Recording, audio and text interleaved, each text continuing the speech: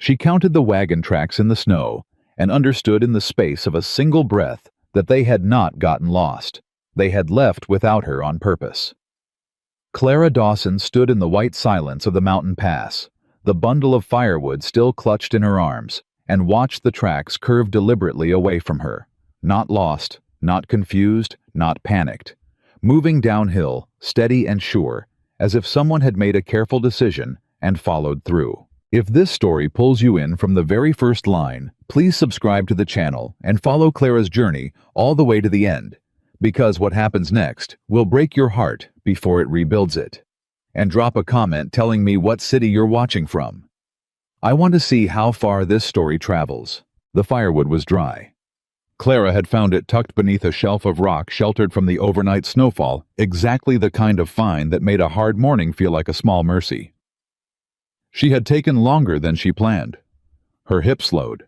Everything always had that grinding ache that turned a 10-minute walk into 20, but the wood was good dense and split ready, and she had gathered an armful large enough to last 2 cold nights. She had been proud of herself. That was the part that made it worse. She came back through the tree line with her breath making clouds in the freezing air, already thinking about the fire she would build, about the way heat felt on her face after a morning like this one. And she looked up from the snow and the wagon was gone. Not gone like lost. Not gone like they had moved it up the trail while they waited. Gone like a decision that had already been made before she woke up that morning. She stood there for a long moment and did not move. The tracks were unmistakable. 4 wheels, 2 horses moving downhill along the eastern edge of the pass, and not a single boot print circling back. No one had stepped off that wagon to look for her. No one had called her name. The tracks moved out in one unbroken line, steady and purposeful, as if the people inside had simply looked at the space where she wasn't sitting, and shrugged and flicked the reins. Clara set the firewood down in the snow. She stood very still and made herself think clearly, because if she let the panic in now, she would not get it back under control, and she needed to be clear. She needed to be sharp. She needed to understand exactly what she was looking at before she decided what to do. She looked at the tracks again, studied them, followed them with her eyes all the way to where they curved out of sight around a boulder field. There was no way to misread it. No version of this where they had driven 50 yards up the trail and stopped to wait. The tracks went south and down, and they had not slowed once. Her family had driven away from her while she was in the trees.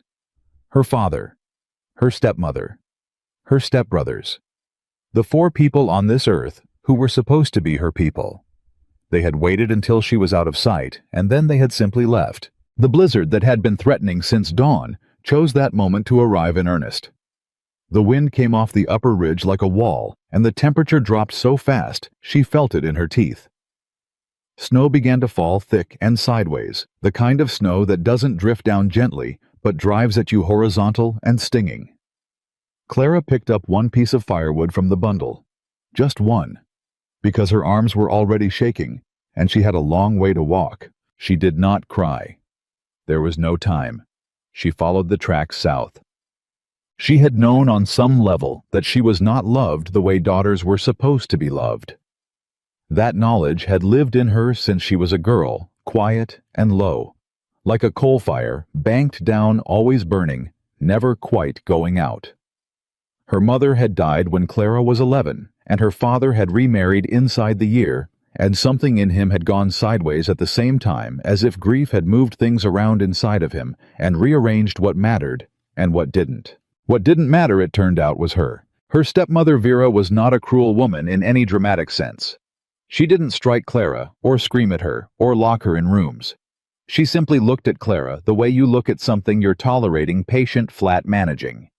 Vera had 2 sons of her own, broad-shouldered boys, who ate twice what they should, and argued about everything, and filled every room they walked into, and Clara, with her bad hip and her quiet voice, and her tendency to fall behind on the trail, had been a liability from the moment Vera arrived. Her stepbrothers, Thomas, 26, and Walt, 23, had made sport of her slowness since they were teenagers. Not savage sport, not the kind that left bruises you could show anyone, the kind that left smaller marks. The kind where you'd come to supper and your chair had been moved so you had to limp around the table in front of everyone to find it. And when you looked up, Thomas would already be looking at his food. Her father noticed none of it. Or he noticed and chose not to see. Clara had stopped being able to tell the difference. The journey had been his idea. There was land to the north. He'd said richer land, better prospects, and the route took them through the Rockies in late autumn, which was ambitious even for men with strong legs and full supply wagons. For a family with a 22-year-old woman whose hip locked up in the cold, it was something else entirely. She had slowed them down every day. She knew it. She could see it in the way Vera watched her climb down from the wagon each morning, that careful measuring look. She could see it in the way her father stopped waiting for her to settle before he snapped the reins. And she had thought she had genuinely believed that she understood the shape of the cruelty being practiced against her. She had thought they were impatient, resentful, selfish. She had not understood until this moment, standing in a mountain pass with the blizzard driving against her face, that impatience had a limit, and they had passed it. They hadn't lost her to the mountain. They had given her to it. Mud. She walked for the better part of an hour before the tracks began to blur. The snow was coming too fast and too thick. Every 50 yards or so, she'd stop and crouch down close to the ground, trying to read the depressions in the white before the wind filled them in, and she'd find them again and keep moving. But the wind was working against her, and the tracks were getting older by the minute, and her hip had gone from aching to a deep grinding burn that rode up her side with every step. She had one piece of firewood, no flint, no food. She'd left her pack in the wagon that morning because she hadn't thought she'd need it for a walk to the tree line and back. She hadn't thought she'd need it because she had not known when she set out that morning that she was walking to the last moment of her old life. She kept moving because stopping was dying. She understood that with absolute clarity. The temperature was falling and her coat was not built for a Rocky Mountain blizzard, and she had nothing on her feet but the boots she'd been wearing for 2 years that let cold in through the left toe. She talked to herself quietly as she walked. Not in a wild way, not the way people do when their minds are going, but in the practical way of someone who needed to hear a voice, even her own. "Keep the slope on your left," she said. "That's south. The tracks went south." The tracks were gone. She stopped and turned in a slow circle, and there was nothing around her but white, above white, below white, driving sideways from the west, and the tracks she had been following for an hour had simply ceased to exist, filled in, erased, as if the mountain had decided this evidence of what her family had done was too honest to leave visible. Clara stood in the middle of that white void and understood that she was not going to catch the wagon. She was not going to catch the wagon, and she was not going to find her way back down the pass alone in this storm, and she was standing in the middle of a Rocky Mountain blizzard with no food, no shelter, no flint, and one piece of firewood she couldn't light without a spark. She thought about her mother. That was the first thing that came to her. Not her father's face or even Vera's, but her mother's voice saying her name the way she used to say it, like Clara was something worth calling out loud. Then she stopped thinking about her mother, because that path led somewhere she could not afford to go right now. She moved toward the rocks. If she could find a windbreak, even a partial one, even just a large boulder with an angle that cut the wind, she could put herself against it and last longer than she would in the open. That was the calculation. That was all she had. Not a plan exactly. Just the next thing. Get to the rocks, then figure out the thing after that. Her hip gave way on a patch of ice hidden under 6 inches of new snow. She went down hard, both knees, hands slamming into the ground, the piece of firewood tumbling away into the white. She stayed there for a moment on her hands and knees, and she breathed, and she did not let herself think about how much that had hurt, because the moment she let herself think about it, she was going to start crying, and she could not afford to cry right now, because crying in this cold would freeze on her face and cost her warmth she did not have. She got up. It took longer than it should have. Her hip was not cooperating, and her hands had gone numb on the frozen ground, and she had to find the firewood by feel before she could stand. But she got up. She was still talking to herself when she found the rock shelf. A cluster of boulders with a natural overhang, not much, maybe 4 feet of protection from the wind, but in that moment It was the closest thing to salvation she had encountered in 2 hours of walking. She pressed herself into the angle of the rocks and pulled her coat tight and tucked her hands under her arms and waited. The storm did not relent. She waited for what felt like an hour, and the wind did not drop, and the snow did not ease, and the temperature did not rise, and slowly, with a clarity that was not panic, but was something just as bad. Something quieter and colder. Clara began to understand that she had reached the end of what her body could do. Her legs had stopped shaking, which sounded like an improvement, but wasn't. Shivering meant the body was still fighting. Stillness meant something else. She could no longer feel her feet. She could feel her hands only faintly, the way you feel a part of yourself through a heavy glove present, but distant reporting back with a delay. She was 22 years old, and she was going to die in a mountain pass in a blizzard because her father had decided she was more trouble than she was worth. She did not feel rage about that. Not yet. What she felt was something more surprising, a terrifying calm. The kind that came, she realized, when a person stopped having choices. When the only thing left was to hold still and let whatever was coming arrive. She closed her eyes. She thought with the last clear part of her mind, I did not deserve this. And then she heard footsteps in the snow, not imagined footsteps, not wind mimicking something human, real footsteps. Heavy, deliberate, the crunch of boots sinking through ice crust, coming toward her from the direction she had not been watching.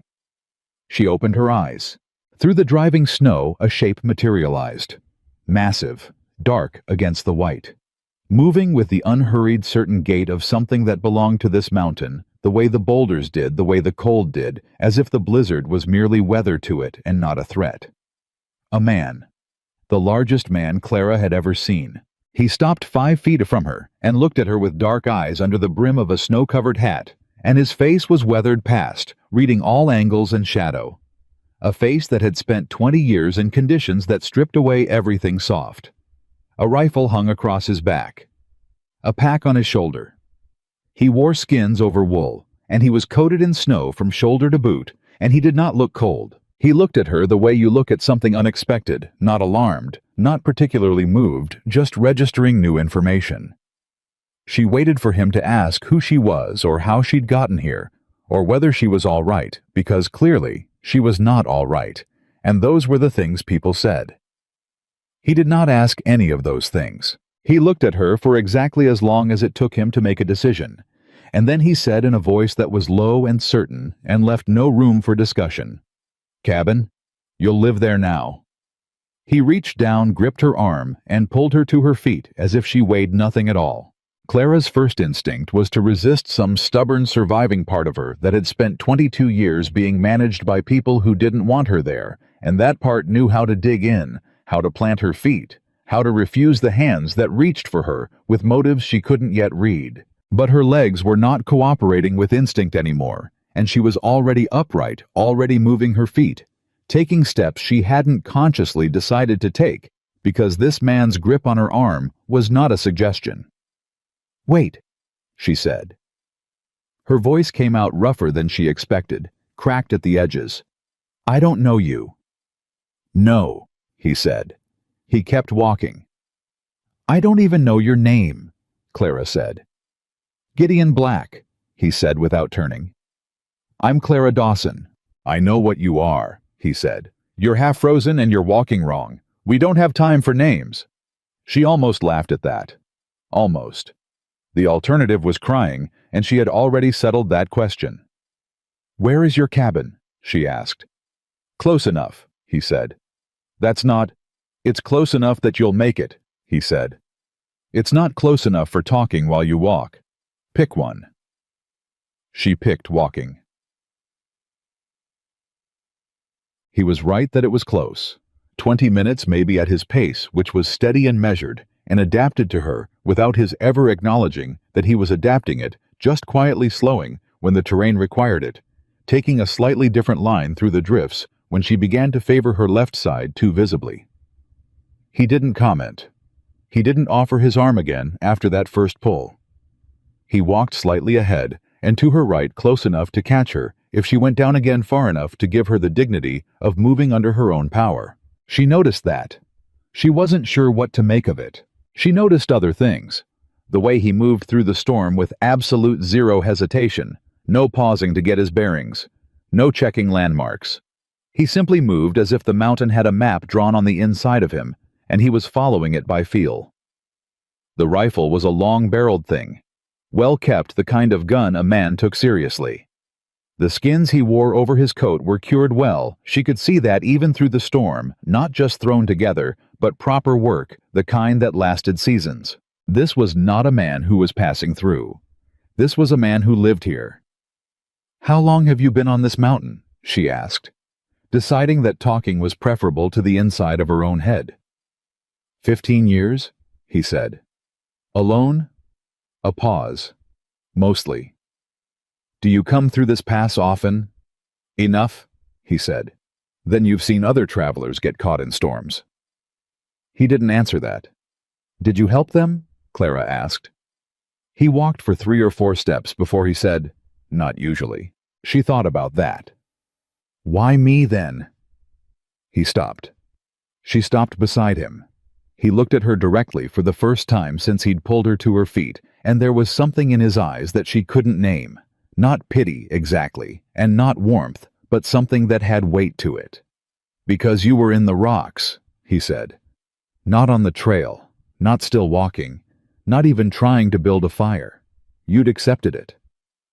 Accepted dying, she said. People who accept it go quiet, he said. They stop moving, and then they don't start moving again. He held her gaze. I've seen it. She understood what he wasn't saying. He had come this way, and he had seen her in the rocks, and he had seen a person who had stopped fighting, and that had moved him to act in a way that finding someone still stumbling through the storm might not have. Something about the surrender had gotten to him. She didn't know whether to be grateful for that or frightened by it. I hadn't accepted it, she said finally. I was just out of options. Something shifted in his expression. Not much, but something. Same thing, he said, and started walking again. The cabin was built into the side of a rock face, low and heavy, and so thoroughly covered in snow that it was nearly invisible until they were 10 feet from the door. That was, Clara realized, probably intentional. Inside was dark and cold, but not blizzard cold, the deep cold of an unheated space, not the killing cold of the open air. It smelled of wood smoke and animal skin, and something underneath both that was simply the smell of a place that had been lived in alone for a long time. Gideon moved immediately to the fireplace, pulled his pack off, had the fire started with the efficiency of someone who had done it 10,000 times. No fumbling, no wasted motion, just tinder and flint and breath and flame, all in under 2 minutes. The fire caught. Clara stood in the center of the room, and her knees were shaking badly enough that she wasn't sure she trusted them, and she looked around at what was here, and made an assessment, because assessing was something she knew how to do. It was one room. Large enough, but one room. A sleeping bunk built into the far wall heavy with furs. A table. 2 chairs. A set of shelves along one wall with dried provisions. Tools, ropes, traps. Skins hanging from pegs processed and ready, not raw. A workbench. On it, the beginning of something she couldn't immediately identify, carved from wood halfway done. A single window shuttered against the storm. No curtain dividing the space. No second bunk. One of everything, because there had only ever been one person here. She looked at Gideon.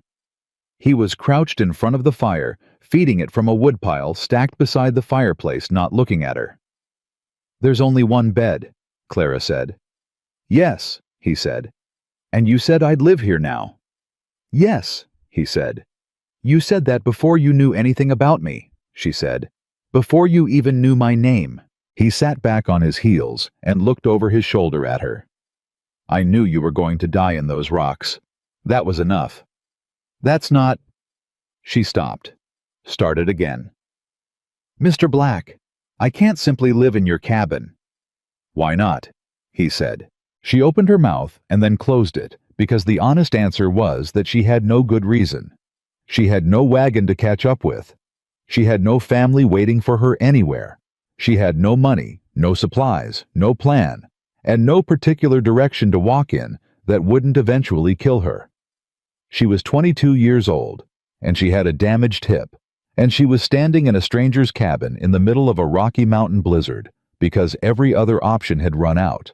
"Because we don't know each other," she said, because it was the only argument left.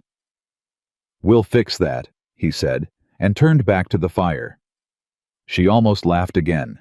This time she let herself just a small sound, mostly exhaustion, but real. "And the sleeping arrangement?" she asked. "I'll figure it," he said. She believed him. She was not sure why she believed him, except that nothing about this man so far had suggested he did things without thinking them through first. He had come through a blizzard and pulled a dying woman out of a rock shelf and walked her to safety without ceremony or explanation, and that was a kind of competence that Clara had rarely encountered in her life and recognized immediately when she saw it. She sat down in one of the chairs because her legs had finally made the decision for her. "They left me on purpose," she said. She hadn't meant to say it out loud, but there it was. Gideon didn't respond immediately. He stayed facing the fire. "I know," he said. "The tracks," she said. "You saw the tracks." "I saw your tracks and then I saw their tracks," he said. "Moving away from you. No circle back, no stop. And you still came for me." "Yes," he said. She sat with that for a moment. "Why?" she said again. He turned from the fire then and looked at her fully, and in the growing light of the flames, she could see his face clearly for the first time. 45 perhaps or thereabouts, it was genuinely hard to tell with a face that had lived outdoors for 15 years. Hard jaw, dark eyes, the kind of stillness in his expression that didn't come from blankness, but from something that had gone very deep inside and stayed there. "Because whatever they thought you were worth," he said, "they were wrong." Clara looked at him across that one-room cabin, while the blizzard screamed against the walls, and the fire caught and grew and began to push the cold back by inches. She had spent 22 years in a house where the people were supposed to love her and didn't. And this man, this stranger who had given her nothing but his name and a chair by his fire, had just said the only true thing anyone had said to her in longer than she could remember. She didn't answer him. She couldn't. Her throat had tightened in a way that was going to embarrass her if she tried to speak. She looked away, looked at the fire. The warmth hit her face for the first time in hours, and she closed her eyes, and the shaking in her legs slowly began to ease. She was alive. She was alive, and the people who had decided she wasn't worth the trouble were somewhere down the mountain, in a wagon driving away from what they'd done, and Clara Dawson was sitting in a stranger's cabin, with her hands stretched toward a fire that someone else had built for her. She woke without knowing she had fallen asleep. The chair. She had simply gone under, sitting up, her head dropping forward, and she came back to herself in a rush of disorientation.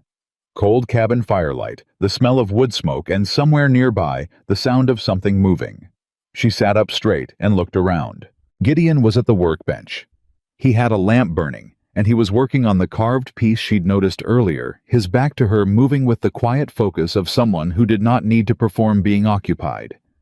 His coat was off. The rifle was on the wall above the workbench within reach. He had not woken her, had not moved her, had let her sleep in the chair while he worked.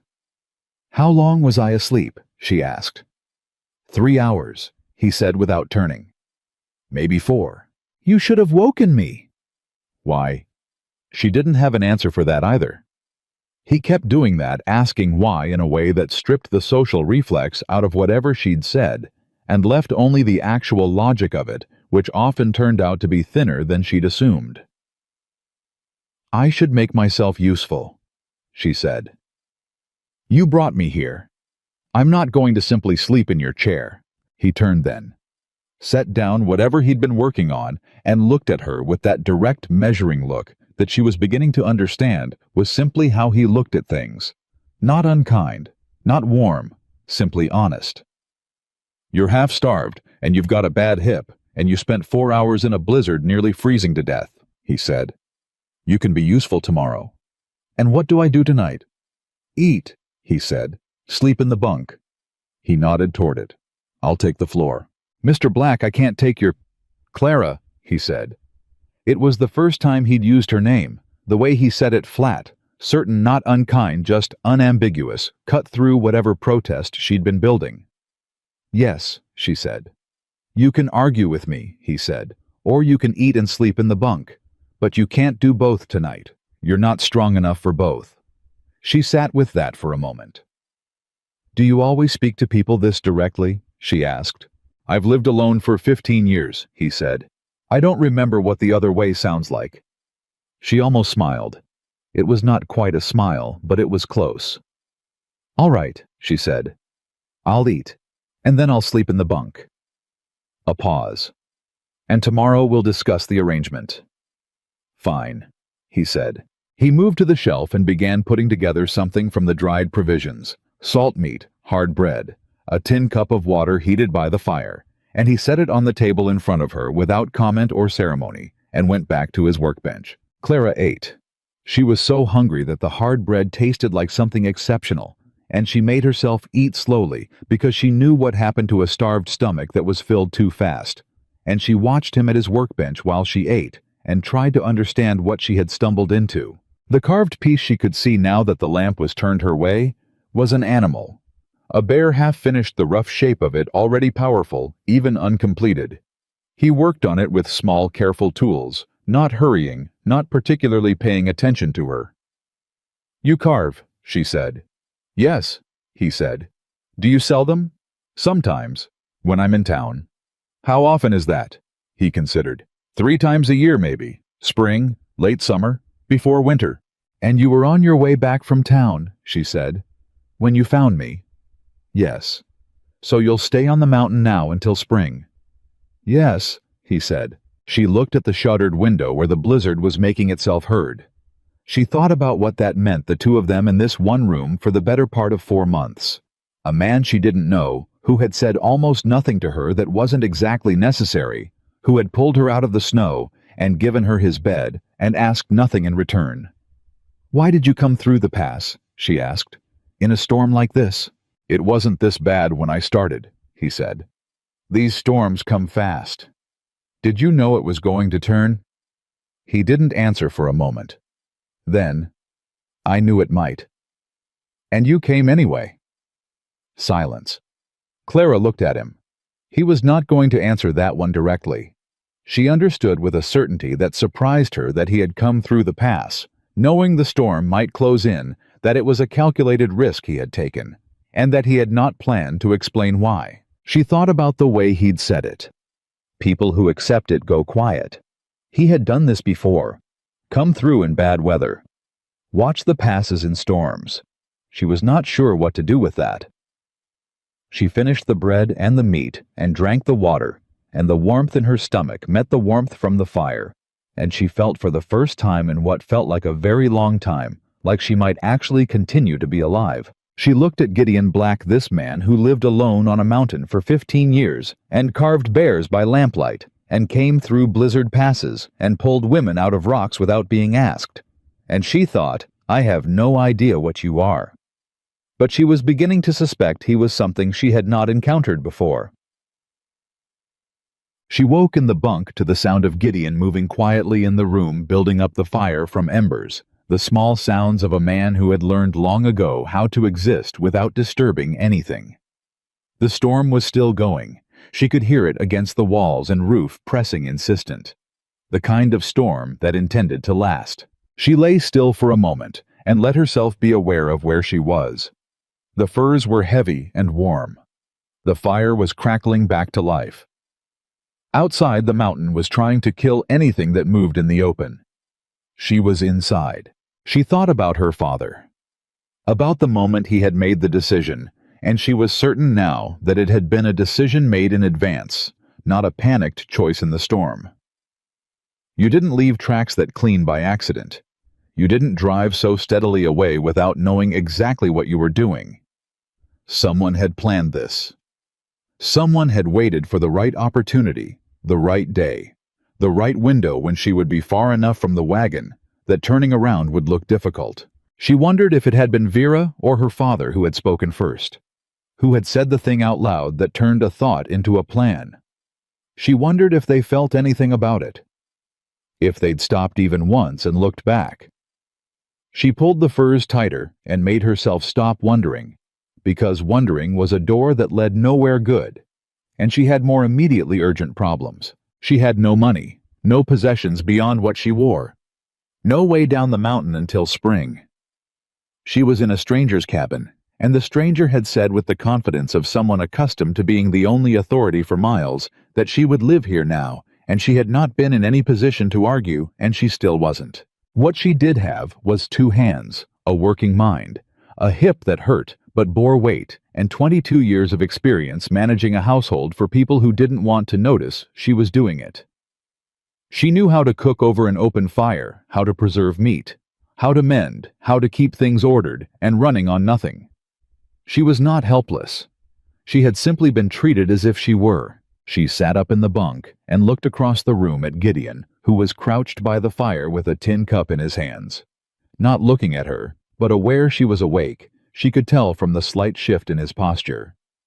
"I want to discuss the arrangement," she said. He looked at her over the cup, said nothing, waited. "You need to eat," she said, "and your supplies need managing. And if this storm runs long, you'll need someone to hold things together here while you're out checking traps." "Yes," he said. "I can do those things," she said. "I've been doing them my whole life, not as charity, as exchange." She met his eyes. "You keep me off the mountain until I can get safely down. I keep your cabin running. That's a fair trade." He looked at her for a long moment. The firelight moved across his face. "Yes," he said. "That's all," she said. "Just yes." "What else would there be?" he said. "People usually negotiate," she said. "You made a fair offer," he said. "I said yes. That's how it works." She looked at him. "You're a strange man, Gideon Black." "I've been told," he said, and something moved in the corner of his mouth that might with the right light have been the beginning of something dry and quiet. Clara looked at the fire. The storm pressed against the walls. Outside the mountain was white and murderous and indifferent. Inside a fire burned, and a strange man drank his coffee and did not require anything from her that she had not already offered, and that was, she realized almost entirely, unlike anything she had experienced in 22 years of being in a room with someone who was supposed to care for her. She wasn't sure it was safety. She wasn't sure it was anything she had a word for yet. But she was going to be alive in the morning. That was more than she'd expected when she came back from the tree line with her armful of good dry wood, proud of herself, thinking about warmth, walking back to a wagon that was already gone. She was going to be alive in the morning. She'd figure out the rest from there. The storm held for 3 days. Clara knew this not because she counted them carefully, but because she woke each morning to the same sound wind driving against the cabin walls, like something that had a personal grudge. And each morning, Gideon was already up, already moving, already doing the quiet necessary work of surviving a Rocky Mountain winter, as if the blizzard outside was simply a condition of existence and not a catastrophe. By the 3rd morning, she had stopped waiting for him to tell her what to do. She was up before full light stoking the fire from the banked coals he always left for her heating water, checking the provisions on the shelf with the measuring eye of someone who had learned young how to stretch a household through lean months. Salt pork, hardtack, dried beans a generous supply, cornmeal, a small crock of lard. Enough, she calculated, for 2 people through a long winter if managed with discipline. Not enough for waste. She had the beans soaking and the water hot before Gideon came back in from checking the woodpile snow on his shoulders, and he stopped inside the door and looked at the fire and the pot and her moving around his table, and something in his expression shifted. Not surprise exactly, but the particular look of a man recalibrating. "You didn't have to do that," he said. "We made an arrangement," Clara said. "I intend to keep it." He didn't argue. He took off his coat and sat down and drank the water she handed him, and that was the end of that conversation. But she noticed, and she was learning to notice, the small things about him, because the small things were all she was going to get, that he sat a little easier at the table than he had the 2 mornings before. Less like a man waiting to be alone again. More like a man who had remembered distantly that company was sometimes not the worst thing. She filed that away. The arrangement, as they had agreed to call it, settled into a shape over those 3 storm-locked days that neither of them planned, but both of them accepted. Gideon managed the outside wood traps when the storm broke enough to check them, the endless assessment of what the mountain was doing and what it intended to do next. Clara managed the inside fire food, the quiet work of keeping a one-room cabin from descending into the cold disorder that she could see had been Gideon's solitary baseline before she arrived. He was not a dirty man, but he was a man who had long ago stopped noticing when things needed attention, and Clara noticed everything. She found a torn sleeve on his work coat the second day and mended it without comment. She reorganized the provision shelf so the things that needed rotation were at the front. She found a pot that had not been properly cleaned from some previous use and cleaned it, and she made him a meal from the salt pork and beans that was so much better than what he had apparently been eating alone that he looked at his tin plate for a moment before eating as if he wasn't entirely sure what had changed. "You haven't always eaten like that, have you?" she said. It was not quite a question. "Like what?" he said. "Salt meat and nothing else." He looked up. "It kept me alive." "A lot of things will keep you alive," Clara said. "That doesn't mean they're all the same." He looked at her across the table for a moment, and then he went back to eating.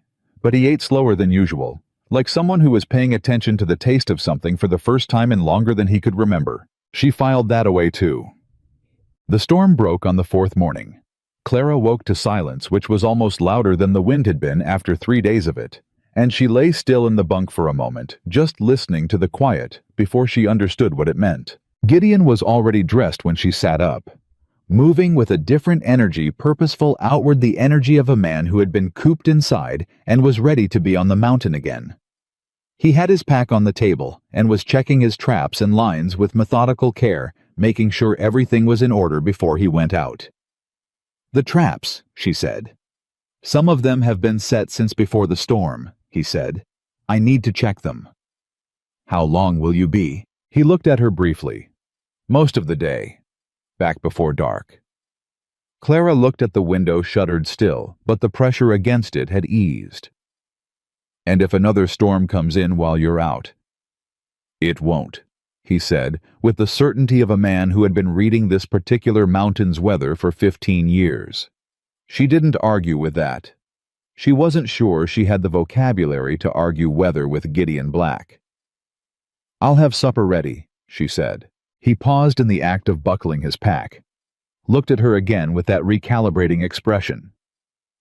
"You don't need to—" "Gideon," she said, using his name for the first time without the Mr. in front of it, and she felt him register it, even if he didn't show it. "We made an arrangement. Go check your traps." A beat of silence. "Yes," he said. And he went. Clara stood in the cabin alone for the first time since she'd arrived, listening to his footsteps crunch away through the snow, and she breathed.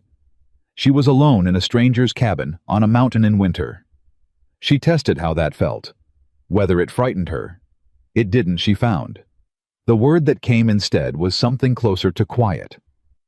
For the first time in 22 years, there was no one in the room deciding how she should be different than she was. She put more wood on the fire and got to work.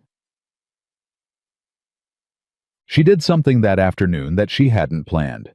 She went through the cabin. Not intrusively, she wasn't opening things that were closed or reading anything that wasn't meant to be read. But she moved through the space with her attention fully open the way she used to assess a new household in the first days of understanding it, and she looked at what was there. The carved animals were everywhere, she realized.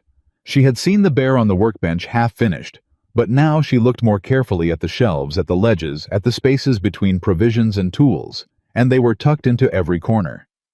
Bears mostly, but also elk horses. What looked like a mountain cat, crouched with its head low. Some finished, some not. All of them possessed of the same quality, not decorative, not pretty in the way things made to be pretty were pretty, but true. They looked like the actual animals they were. She picked up a small elk complete and polished and held it in her palm. The rack was intricate, each tine distinct, and the animal's posture head slightly lifted. Ears forward was so accurate that for a moment she could almost feel the alertness in it. This was not a man who carved to pass time. This was a man who carved because he saw things and needed to make them real in his hands. She set the elk back carefully where she'd found it. She found the photograph wedged behind a jar on the top shelf. It was faded, the edges worn soft from handling the image itself, slightly damaged on one side. A woman and a man, the man younger, perhaps 30, but recognizably Gideon in the jaw and the set of the shoulders. The woman was slim and dark-haired, and standing close enough to him that her shoulder was against his arm.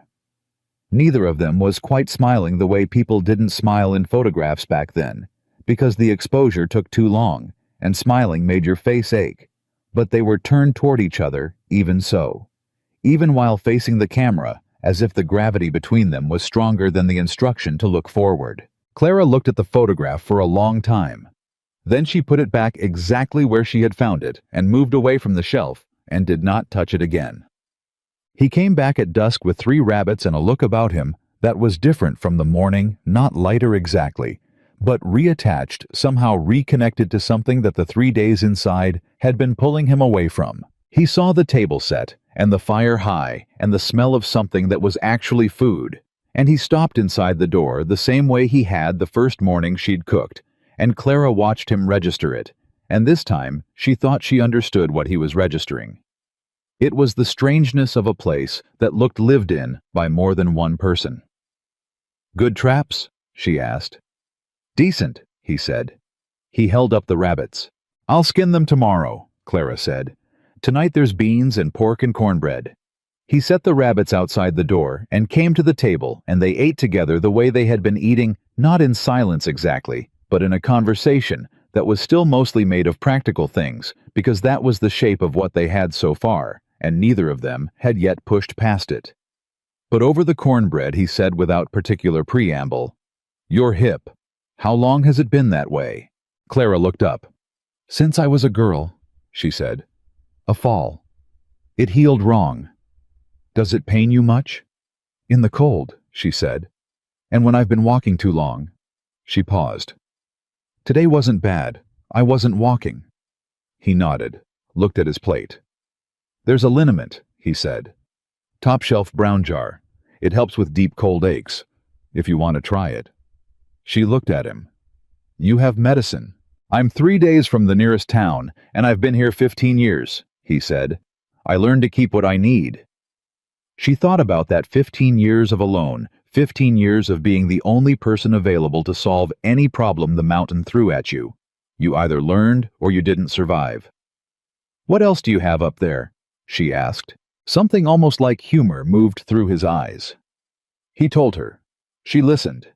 And by the time the fire had burned down an hour, and the meal was done, and the dishes were dealt with, she had learned more about Gideon Black in 60 minutes of practical conversation than she had in 4 days of sharing his space. The woman in the photograph she did not ask about.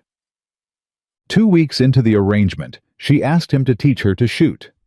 She brought it up in the morning direct the way she had learned. He responded to better than circling. He was at the workbench, and she was at the fire, and she said, "I want to learn to use a rifle." He turned and looked at her with that flat, assessing gaze. "Why?" "Because if something happens to you while you're out on the mountain," she said, "I need to be able to take care of myself." A pause. "Something happened to make you think about that," he said. "I've been here 2 weeks," Clara said. "I've thought about nothing but how dependent I am on circumstances I can't control. I didn't like being dependent before. I like it less now." He held her gaze for a moment. Then he stood up and got the rifle off the wall. "Not today," he said. "Ground's wrong after that last snowfall. In 3 days when it firms up." "All right," she said. "Have you ever fired a gun at all?" "No," she said. He nodded slowly. "It's going to kick harder than you expect." "Most things do," Clara said. He looked at her with that edge of something dry in his expression. She was getting better at seeing it, the thing that passed for amusement in Gideon Black's face. He went to put the rifle back. 3 days, he said. 3 days, she agreed. She did not tell him what else she was thinking, that the conversation, all 2 minutes of it, was the most like a partnership she had felt since she arrived. That he had not told her she didn't need to know how to shoot, or that he would handle it, or that she should focus on what she was already doing. He had simply asked her question back at her, assessed her answer, and said yes. It was a small thing. She was learning that small things mattered more than she'd known. He taught her to shoot on a morning when the cold had a bright edge to it, and the snow was firm, and everything at distance was sharp and clear. He was a good teacher, which surprised her. Not patient in a soft way. Gideon wasn't soft about anything but patient in the way of someone who understood that competence had steps, and you didn't skip them. He started with how to hold it, how to stand, where to put her eye, before he let her put a finger near the trigger. She argued with his grip instruction because it felt wrong on her shoulder, and he told her to try it anyway, and she tried it anyway, and it was right, and she told him so. "I know," he said. "Then why did you let me argue?"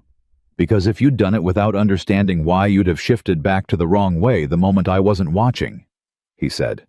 "Now you know why." She thought about that for a moment. "Is that how you learned things?" "By arguing with them first," he said. "Yes." "Who did you argue with?" A pause. He was standing just behind her left shoulder, correcting her elbow position, and she felt him go slightly still. "My father," he said.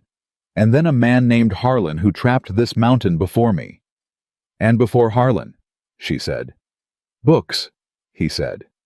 "I argued with a lot of books." She almost laughed. She caught herself and focused on the target, a knot on a pine 20 yards off. "And the carving? Who taught you that?" "No one," he said. "I started cutting at wood because I needed something to do with my hands at night, and I kept doing it until it started looking like something." She was quiet for a moment, aligning her eye with the sight the way he'd shown her. "The elk on the shelf," she said. "With the rack." She felt him go still again. A different still this time. "That one's good," she said simply. "It looks like it could move." For a long moment he didn't say anything. "Fire when you're ready," he said. She fired. The kick was exactly as hard as he'd said, and it knocked her back a half step, and the shot went wide, but she'd done it, had stood there and pulled the trigger, and not flinched, and the rifle had not eaten her alive. "Again," he said. She reloaded. He watched. She fired again. Closer. "Again," he said. Dead. There was a night 3 weeks in when the conversation turned and neither of them stopped it.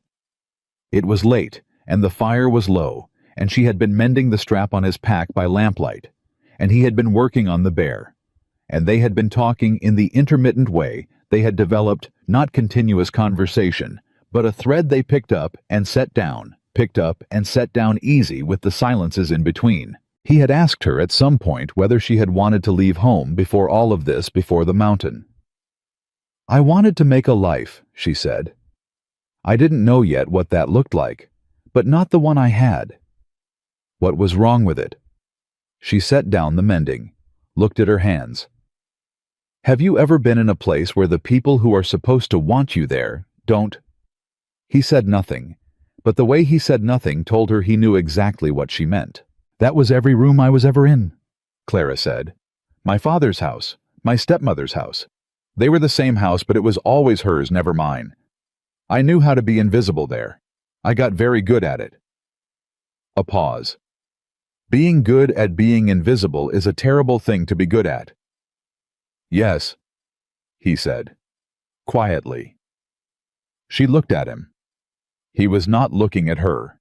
He was looking at the carving in his hands, turning it slowly, but there was something in his face that had opened. "The woman in the photograph," she said. She felt the change in the room immediately. Not anger, not a slamming door, something more complicated. "You found it," he said. "I wasn't prying," she said. I was reorganizing the top shelf and it fell forward. A long silence. He set the carving down. Her name was Anne, he said. Clara waited. She was my wife, he said. 8 years ago. We were settling a claim east of here. There was a sickness that came through that winter. He stopped, looked at the fire. I was on the mountain checking traps when it took her. By the time I got back down, she was already... He stopped again. I'm sorry, Clara said, and meant it in a way that had no performance in it. After that, he said, I came back up the mountain, and I didn't go back down except for supplies. Harlan's old cabin. It needed work. A pause. Work helps. Yes, Clara said. It does. She understood, looking at him in the firelight, why he had come through the pass in a storm, why he watched the passes in bad weather. It was not rescue work. It was atonement. The guilt of a man who had been on the mountain when his wife needed him turned outward into a vigilance that couldn't bring her back, but could occasionally mean that someone else didn't die alone. She didn't say that. It wasn't hers to say. The carving on the workbench, she said instead. The bear. He looked at her. Was she fond of bears? Clara asked. The silence that followed was different from all the other silences. Longer. Something in him that was usually closed moved. She said bears were the only creatures on the mountain that didn't pretend to be something they weren't, he said. She said you always knew exactly where you stood with a bear. Clara looked at the half-finished bear on the workbench. She sounds like she was a wise woman, Clara said. She was, he said. They sat with that for a while. The fire settled, the mountain pressed cold against the walls, and for the first time since she had arrived, the silence between them was not the silence of two strangers. Being careful, it was the silence of two people who had said something real and were letting it rest where they'd set it down. The morning everything changed started as a morning like any other. Gideon was out checking the far trap line, the one that ran 3 miles east along a ridge, the one he'd been avoiding since the big storm, because the terrain was unpredictable in deep snow, but the pelts up there were worth the risk, and the season was moving along, and he had already waited too long. Clara had his departure time to the minute in her head, the way she had learned to track his movements, not because she was anxious. She'd gotten past anxious about Gideon's solo trips a week in, because it was immediately clear that this man did not take unnecessary risks and knew his terrain the way she knew her own hands, but because she was a woman who managed time and she had learned to account for his schedule and hers. He had said before dark. He had not come back before dark the last 2 trips that way. So when the light started to go and she put the pot on a low hook to stay warm rather than serve, she was not worried. Not yet. When it was full dark and the temperature had dropped another 10 degrees and there was still nothing outside the shuttered window, she was something more than not worried. She put her coat on and stood inside the door and opened it a crack and listened. Wind, cold, the creak of trees, and then faint, irregular something that was not wind. She pulled the door open further. Footsteps. Wrong footsteps. Not his measured certain gait, but something broken and dragging, something that was using effort to stay upright that it shouldn't have had to use. She saw him come out of the dark at the edge of the tree line, and her first thought was, he's drunk. And then she had a better look at the way he was moving the left leg, not tracking right. The hand braced against a birch tree at the edge of the clearing, and she understood that he was not drunk. He was hurt, and he was hurt badly, and he had walked 3 miles on a damaged leg in the dark to get back to the cabin. Gideon! She was moving before she decided to coat on no hat through the snow toward him. He got one more step out of the tree line before the leg gave, and he went down on one knee, and she reached him just as he was trying to push back up, and she got her shoulder under his arm, and she did not ask what happened, and she did not tell him it was going to be fine, and she did not panic. Don't try to stand on it yet, she said. Catch your breath first. I can walk, he said. His voice was tight in a way she'd never heard it. You just spent 3 miles proving you could walk, she said. You're 30 feet from the door. Let me help you cover it. A pause.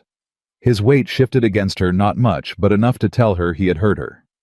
"Branch," he said. His breath was coming fast and shallow. The snow gave way on the ridge and I went sideways into a birch stand. Branch tore the leg on the way down. A pause. Deep. How long ago? 2 hours, maybe 3. She did not look at his leg because she needed to get him inside first, and she would look at it inside where she had light and fire, and her hands were not shaking from cold. "Walk with me," she said. "I've got your weight." "Clara." His voice dropped. "I can get to the door on my own." "Yes," she said. "And I can help you get there faster, and you've been bleeding for 3 hours, so let's not argue about your pride tonight, Gideon." A beat. "All right," he said. He let her take the weight. It was not a small thing. She could feel it, the way he adjusted to lean on her, instead of fighting it, and she could tell it cost him in a way that had nothing to do with his leg. But he did it. They covered the 30 feet together. Inside with the door shut and the lamp turned high, she sat him on the edge of the bunk and looked at his leg. She had been bracing herself for the sight of it, and she was glad she had. The branch had caught him on the upper left thigh and torn downward at an angle, and the wound was deep enough and long enough that she felt something cold move through her chest that she had to breathe through before she could continue looking at it clinically. But she continued looking at it clinically, because that was what was needed. "The bleeding slowed," she said. "You must have packed it." "Used my shirt," he said. "What was left of it?" She peeled back the makeshift packing carefully. The wound was ragged. A branch didn't cut clean. It tore, and it was going to need closing. She could see that. She could also see that he had already gone through the worst of the blood loss and was stable enough to handle what came next. "Do you have a needle?" she said. "A proper one." He looked at her. Really looked at her like he was reassessing. "Top shelf," he said. "Left side, behind the liniment." She found it. Steel curved, already threaded with gut. He kept it ready, she realized, for exactly this kind of thing. She also found the bottle of whiskey she had not seen before on the same shelf. She brought it back to the bunk. "I'm going to close it," she said. "Have you done this before?" he asked. "Once," she said. "My stepbrother Walt cut his hand badly on a fence and there was no one else to do it. It held." She paused. "It's going to hurt more than the branch did." "I know," he said. "Drink some of that first," she said, nodding at the whiskey. He looked at the bottle. "I don't need Gideon," she said. "Drink the whiskey." He drank the whiskey. She cleaned the wound with what she had. She did not let herself hesitate on the first pass of the needle, because hesitation was worse than speed. And she did not let herself register his breath going sharp and hard through his nose as she worked, because if she registered it, she would slow down, and slowing down was wrong. She talked to him while she worked. She had not planned to do that. She had planned to focus entirely on the work, but the silence was too much, too fraught with the reality of what she was doing and what it meant if she did it wrong. "Walt used to brag about that scar," she said, making her second pass. "The hand? He told everyone he'd gotten it in a fight." Her voice was steady. She made it stay steady. "He told it different every time. By the 5th time I heard it, he'd fought off 3 men and saved a horse." Gideon made a sound that was halfway between pain and something dry. "He was afraid of mice." Clara continued third pass now, and she could feel the wound drawing together under her hands. "Grown man, 23 years old. If a mouse got into the house in winter, Walt would go sleep in the barn rather than deal with it." Fourth pass. "He once knocked an entire supper off the table because one ran across his boot." "Did you catch the mouse?" Gideon said. His voice was strained but present. "I always caught the mouse," Clara said. Someone had to. One more pass, and she tied it off, and she sat back and looked at the closed wound with the concentrated attention of someone checking their own work before they let themselves feel anything about it. It was good. It was not perfect. She was not a doctor, but it was closed and clean, and it was going to hold. "It's done," she said. She looked up at him. His face was pale under the weathering, and his jaw was tight, and he was looking at her with an expression she had not seen on him before. Not pain, though that was there too. Something else. something that looked like it came from a layer that didn't often get opened. "Clara," he said. "It'll swell tomorrow," she said, because she needed to stay practical for another 2 minutes before she let the rest of it in. "I'll need to look at it morning and night for signs of fever in the wound, and you can't walk on it for at least 3 days. "Clara," he said again. "What?" she said. "Thank you," he said. Simple, flat. 3 years of living alone in every syllable of it, and underneath that something that cost him more than the wound had. She looked at him. This man who had pulled her out of the snow and given her his bed, and taught her to shoot, and told her about Anne by firelight, and now sat on the edge of his bunk with a stitched leg and looked at her like she was something he hadn't expected the mountain to produce. "We made an arrangement," she said. Something in his face changed, slowly. Like ice giving way not in a dramatic crack, but in the quiet, inevitable way of things that have been cold too long, finally admitting that warmth exists. "Yes," he said. "We did." She set the needle aside. She washed her hands in the water that had gone cold while she worked. She put more wood on the fire and hung the kettle back over the flame and breathed. Outside, the mountain was dark and frozen and massive and indifferent. Inside, a fire burned. She had just saved his life, or close enough to it that the distinction didn't matter. And she was not entirely sure, sitting there with the warmth of the fire on her face and the sound of his breathing steadying behind her, that she knew any more what their arrangement actually was. It had started as a fair trade. She was beginning to suspect it was turning into something that didn't have a name yet. And the mountain outside gave no opinion on the matter. It simply pressed close and waited the way mountains always do for the people inside to figure out what they were to each other before the season ran out and forced the question. The fever came on the second night. Clara had been watching for it. She had checked the wound twice on the first day, morning and evening, as she'd told him she would, and both times it looked as clean as she could have hoped. No red spreading from the edges, no heat that was wrong rather than simply present. She had allowed herself cautiously to believe they were going to clear the worst of it without complication. The mountain had other ideas. She woke at some point deep in the night to the sound of him moving in the bunk, not the deliberate movement of someone awake and repositioning, but the restless, repetitive shift of a body fighting something from the inside. She sat up immediately. The fire had burned low, and the cabin had gone cold in the way it did in the dead hours, and she crossed to the bunk in the dark and put her hand on his forehead before she was fully conscious of having decided to do it. The heat that came back at her hand stopped her breath for a moment. "Gideon?" She kept her voice level. "Can you hear me?" He turned his head toward her voice. His eyes opened, but not all the way, glassy, unfocused, the eyes of a man whose body was spending everything it had on something internal and had very little left over for the outside world. "Cold," he said. It came out rough, dragged up from somewhere. The man was burning, and he was telling her he was cold. She knew what that meant. She had seen it once before with a neighbor's child 3 years old, and racked with a winter fever that had taken 4 days, and the combined effort of every woman in the settlement to break. She did not let herself think about that child's outcome. She built the fire up fast, working by feel and the small glow of the remaining coals, and when she had it going, she heated water and found the jar of willow bark she had noticed on the provision shelf in her first week of reorganizing. Willow bark tea was not a cure. She knew that.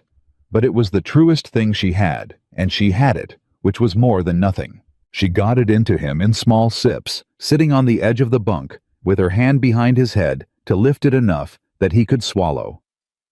He was mostly cooperative. The fever hadn't taken him so far under that he couldn't follow basic instruction, but between sips he kept trying to sit up, kept starting sentences he didn't finish, kept reaching for something that wasn't there. "The traps," he said at one point clearly and urgently, like he'd woken up from a dream and taken the emergency with him. "The traps are fine," Clara said. "They'll keep." "The east line." "Gideon." She put her hand flat on his chest and applied the small pressure of someone who was not asking. "Lie still. The traps don't matter tonight." He looked at her. The focus came and went in his eyes like a fire in wind. "Clara," he said. "I'm here," she said. He lay back. His hand, which had been gripping the edge of the bunk, released. She sat with him through the night. By morning the fever had climbed. Clara had not slept.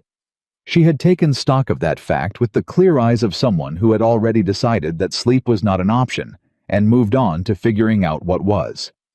The willow bark was doing something. She could see it in the slight easing of his restlessness in the early hours, but it wasn't doing enough.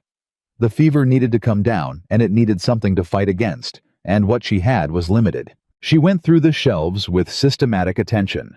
Past the provisions, past the tools, past the carved animals watching from their corners. She found another jar she'd catalogued but not fully examined dried yarrow, which she knew was good for fever.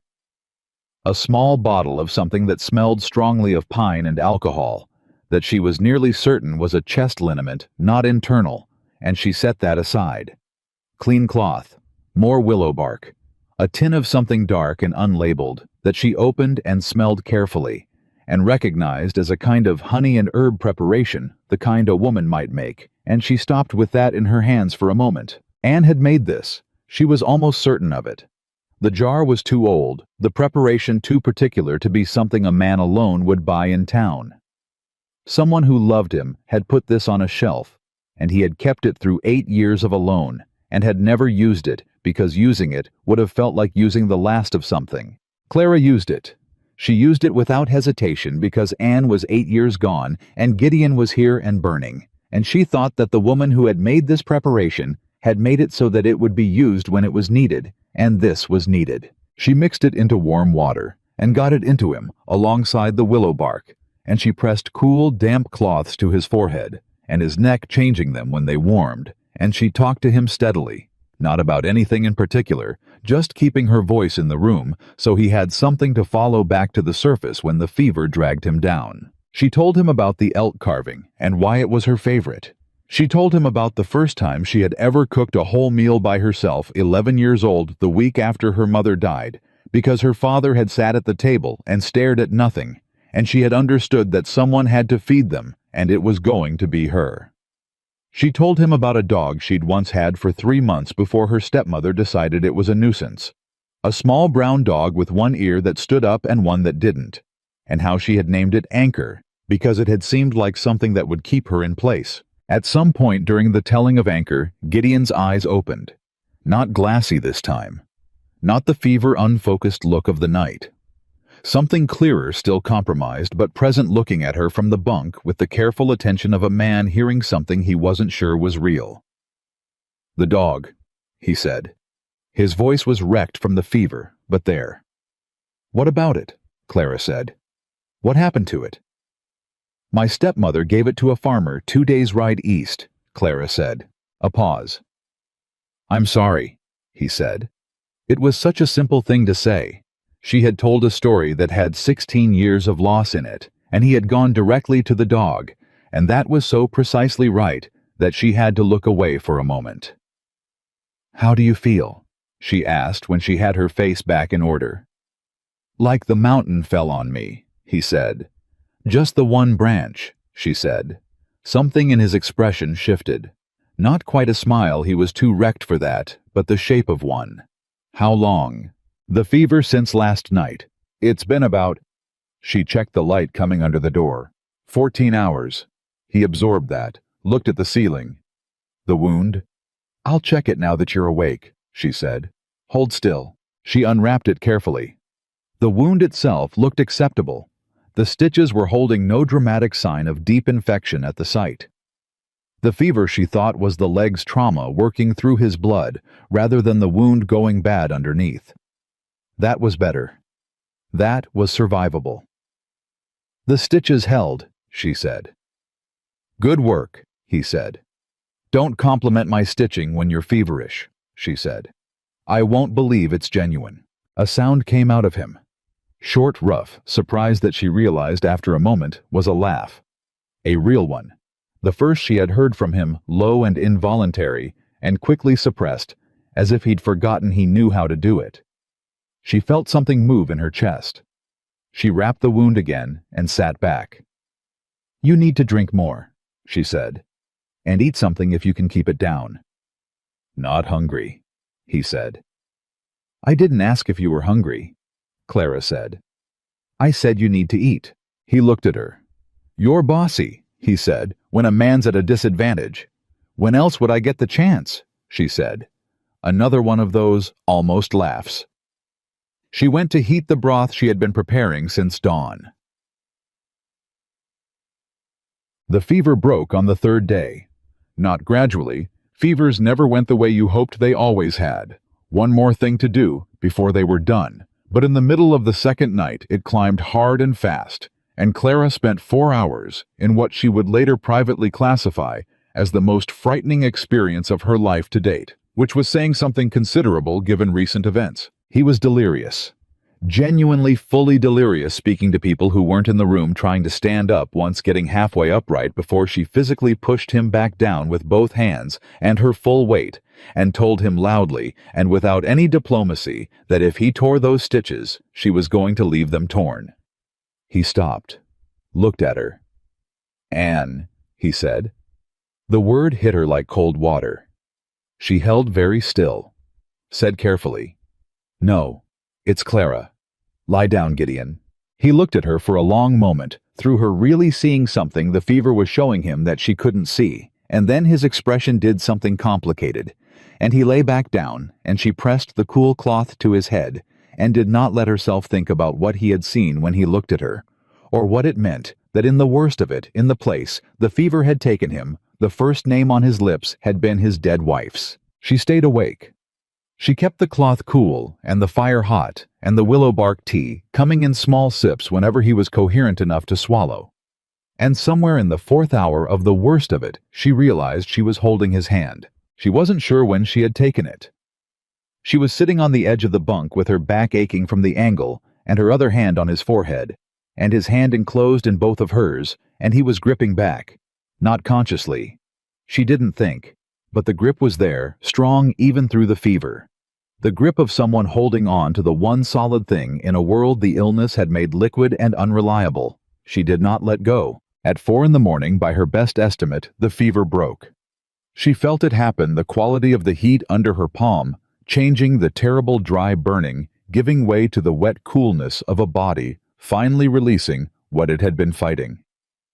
He went still. His breathing slowed and deepened. The grip on her hand eased, but did not release. Clara sat there in the dark and the firelight with his hand in hers, and let herself very quietly fall apart for about 4 minutes. Not loudly, not dramatically, just 4 minutes of sitting with her eyes closed and her head bowed, and letting the fear she had been holding back for 3 days come through her all at once, because it was over now, and she could afford to feel it now, and she needed to feel it so she could be done with it. Then she straightened up, wiped her face, checked his forehead again, cooling steadily, blessedly normal, and went to rebuild the fire and heat more water and wait for morning. Chapter. He slept through most of the next day. Real sleep, not fever sleep, the deep recovering sleep of a body that had spent everything it had and needed to refill. Clara moved around the cabin quietly, doing the work she had been doing every day since she arrived, and checked on him every hour and let him sleep. In the afternoon, she went outside for the first time in 4 days.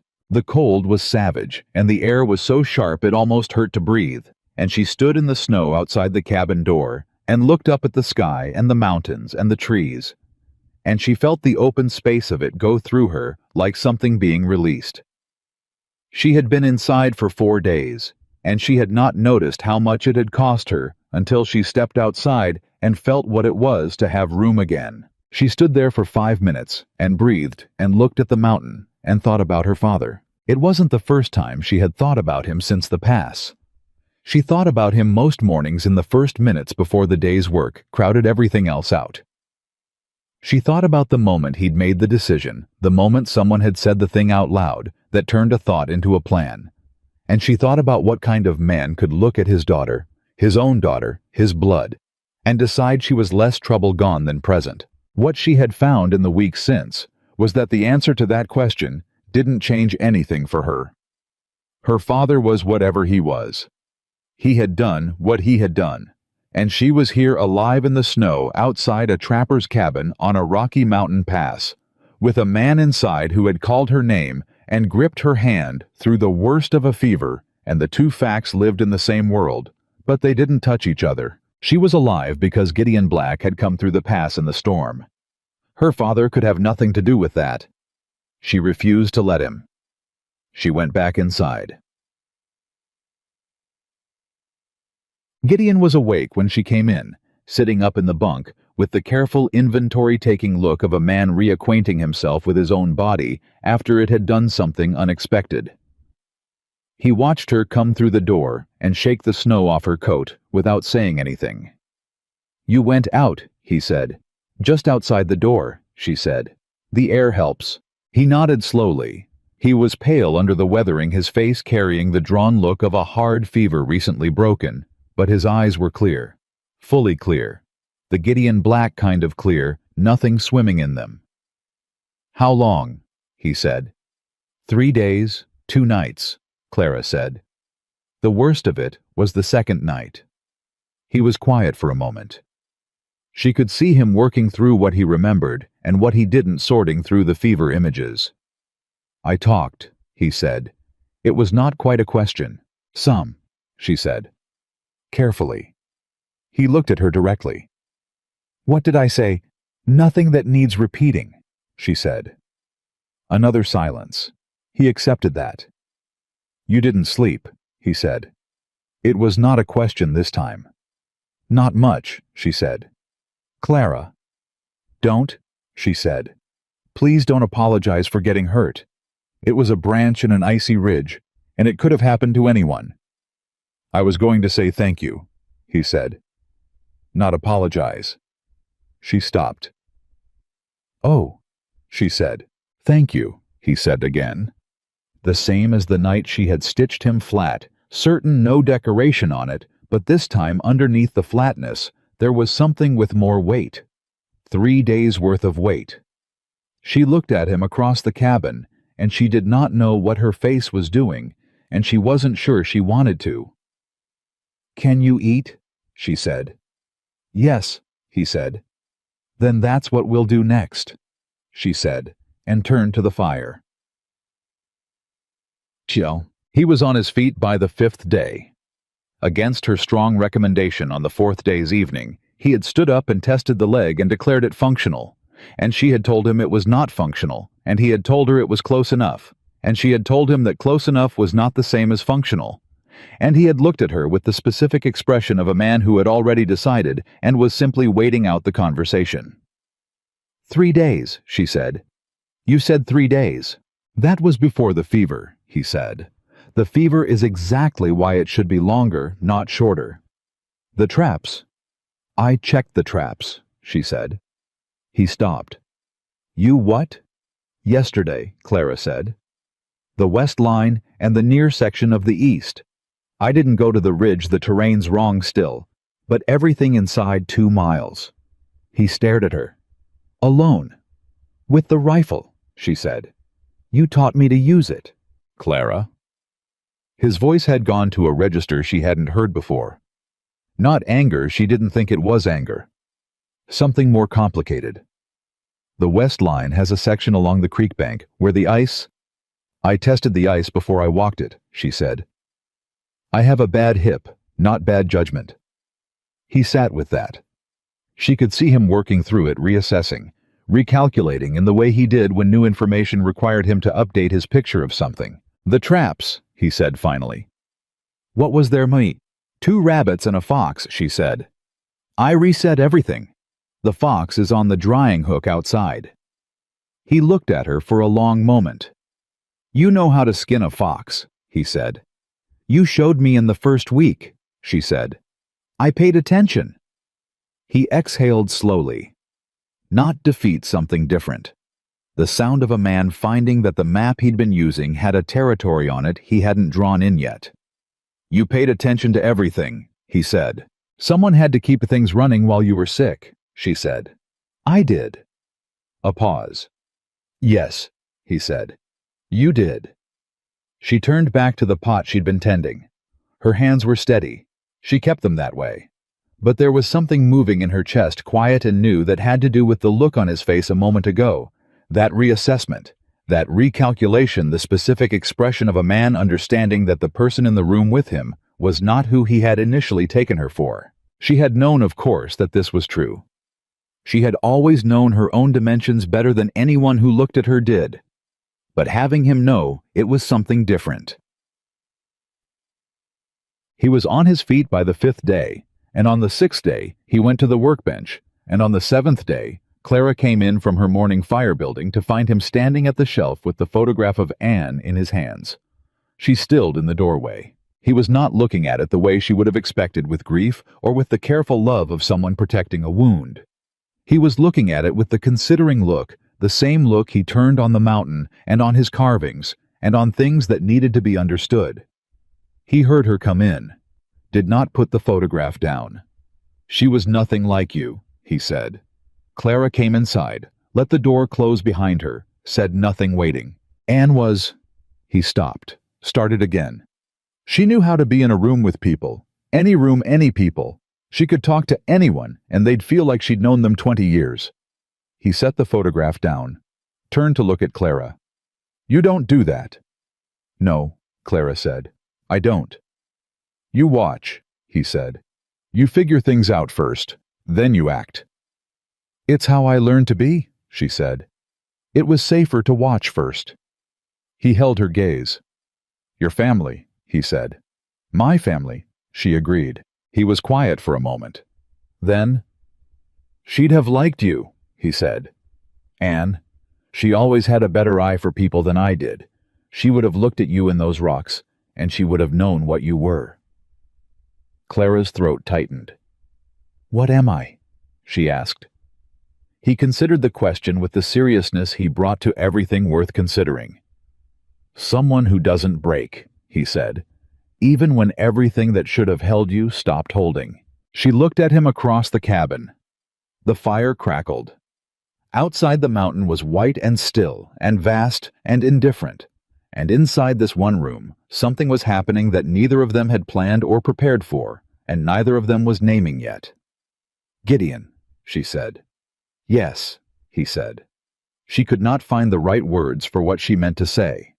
She was not sure there were right words yet. So she said the truest and simplest thing she had. I'm glad you came through the pass, she said. He looked at her.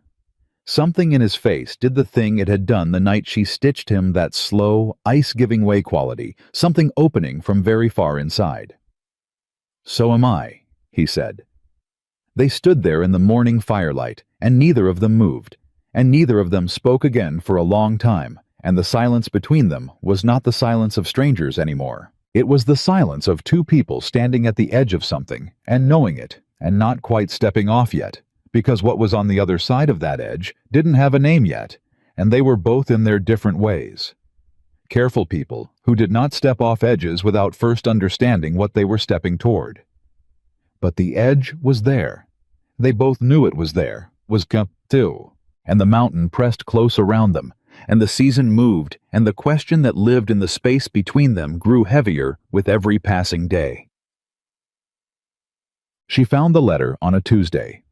She was reorganizing the lower shelf, something she did every few weeks now, keeping the provisions rotated and accounted for, tracking what they'd used and what remained, and tucked behind a tin of dried corn was an envelope. The paper yellowed and softened with age, sealed, but the seal long since dried and cracked. She would have put it back without a second thought. It was not hers to touch, and she had learned Gideon's private spaces, and she respected them. Except that in pulling out the corn tin, she had dislodged the envelope, and it had slid forward, and the front of it was now visible, and the name written on the front was not Anne, and it was not Gideon, and it was not any name she expected. It was her name, Clara Dawson, written in a hand she had never seen in ink that was faded enough to be old, but clear enough to read without question.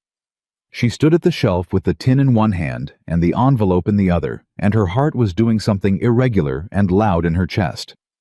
Her name, on a letter, in Gideon's cabin. behind a tin of dried corn on the lower shelf. She set down the tin. She was still holding the letter when Gideon came in from outside, stomping snow from his boots, and he looked up and saw what was in her hand, and he went entirely still. "Clara," he started. "My name is on this letter," she said. Her voice was very even. She had made it very even on purpose. "My full name. Clara Dawson. In your cabin. On a letter that looks like it's been here for some time." He crossed the room slowly, looked at the envelope in her hands. His jaw was tight in the way it got when he was working through something difficult. "It was in that tin when I bought supplies last autumn," he said. "In town. The trader said a man had left it with him weeks before, said to pass it to anyone heading up through the mountain pass." Clara's hands were not quite steady now. "A man," she said. "What man?" "He didn't give his name," Gideon said. "The trader said he was passing through with a wagon, a family." The word family landed in the cabin like a stone dropped into still water. Clara looked at the letter, at her own name in someone else's handwriting. "My father," she said, not a question. "I don't know," Gideon said. "I didn't open it. It wasn't mine to open." She turned the envelope over. The seal had cracked, but had not been broken. It had simply dried and split with age and the temperature changes of a mountain winter. She could see that now that she looked. He had not opened it. He had kept it and not opened it, and not told her it was there. "Why didn't you tell me?" she said. He met her eyes.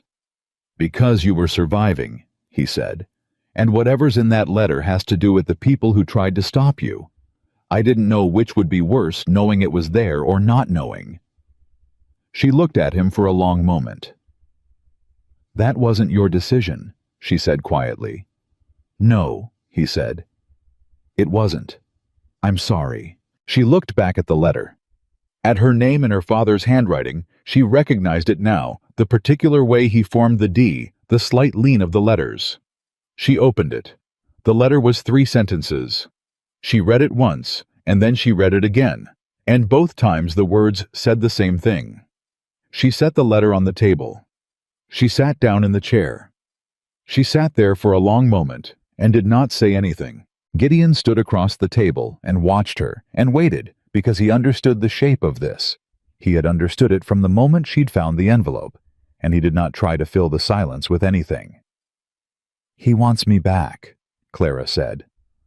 The words landed flat and strange. "He says the land claim fell through," she said. "He says the passage was too hard and the land was wrong, and they're coming back through in the spring. He wants me to be at the trading post at Kettle Crossing when they come through." She paused. "He says he made a mistake." She said those last 5 words, the way you say a thing that is technically a sentence but does not fully resemble language. Gideon said nothing. She looked at the letter again. 3 sentences. A mistake. A trading post. Come back. "He wrote this," she said, "and left it with a trader before they'd even gone another day's ride, before they even knew whether I had survived." "Yes," Gideon said. "He didn't come back for me," she said. "He left me a letter instead, with a stranger, on the chance that someone would deliver it." "Yes," Gideon said. She looked up at him. "He left me to die," she said. "And now the land didn't work out and he wants me back." She said it out loud because she needed to hear it out loud. She needed to hear how small it was, how completely irreducibly small the transaction was, her life measured against a land claim, and when the land claim failed, the calculation reversed, and he wanted his asset back. That was what she was to him. Not a daughter, an asset. Something useful when the utility math came out right. Gideon crossed the room and sat in the other chair across the table from her. He did not touch her. He did not say it would be all right. He simply sat across from her and looked at her with those steady dark eyes and let her be in it without trying to fix it. She put the letter face down on the table. "I'm not going," she said. The words came out before she had consciously finished deciding, but once they were out, she checked them against herself and found that they were true. Not reactive. Not anger, though the anger was there. Solid. "I'm not going back to them," she said. "Not for a land claim, and not for a mistake, and not for any reason he puts in any letter." Gideon looked at her. "All right," he said. "That's it," she said. "Just all right. What else would there be?" he said. And it was the same thing he had said to her on the morning she had made the arrangement, the same flat, unadorned acceptance of her as someone whose decisions were hers to make. She looked at this man across the table.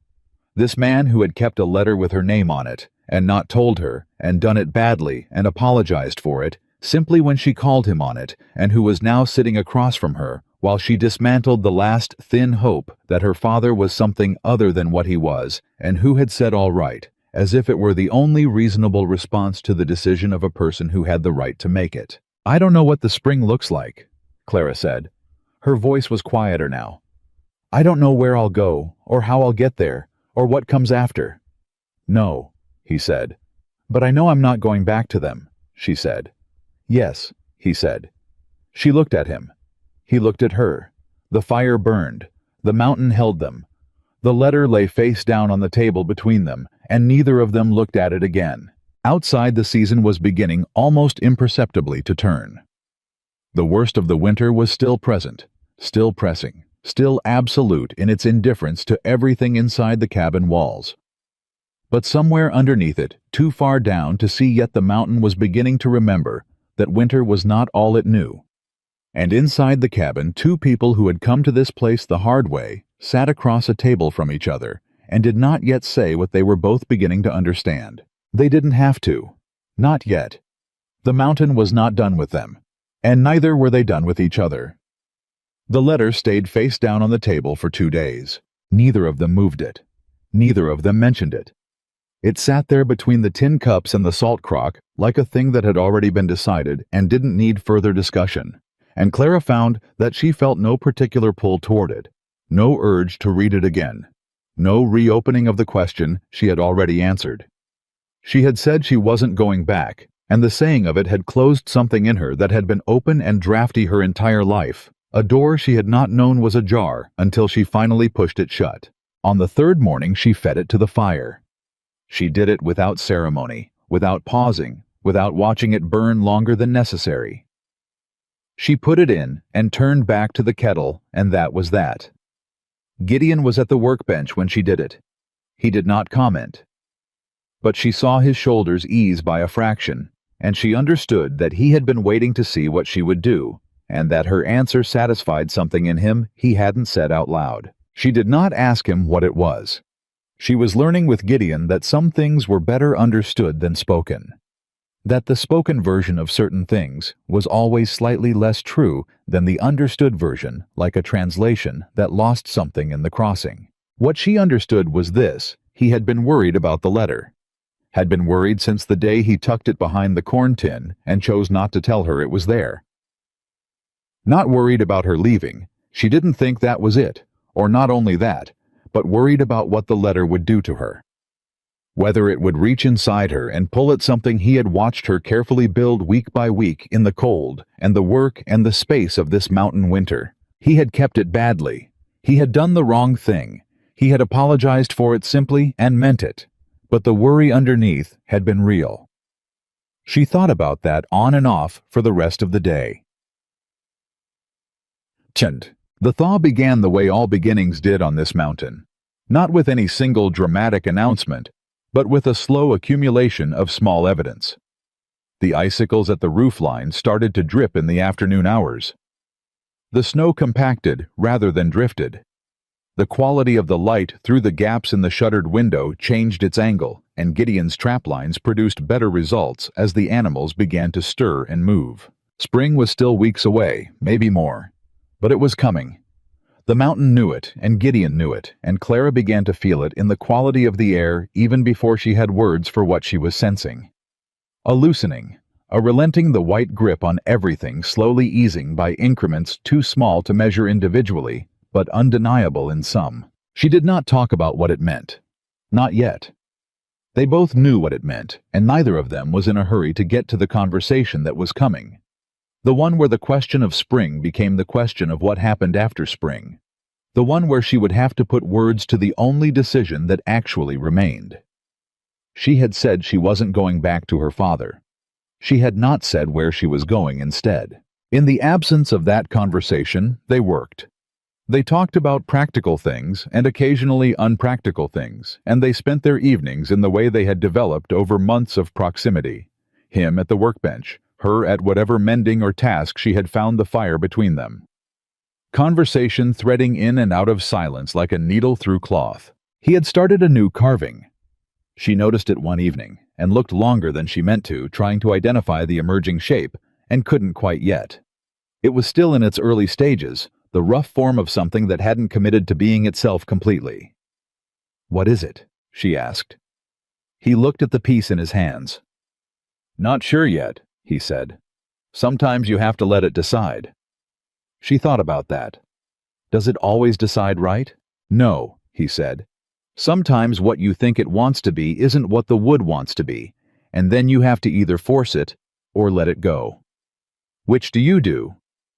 He turned the piece over. "Let it go," he said. "Forcing things in wood just makes them brittle."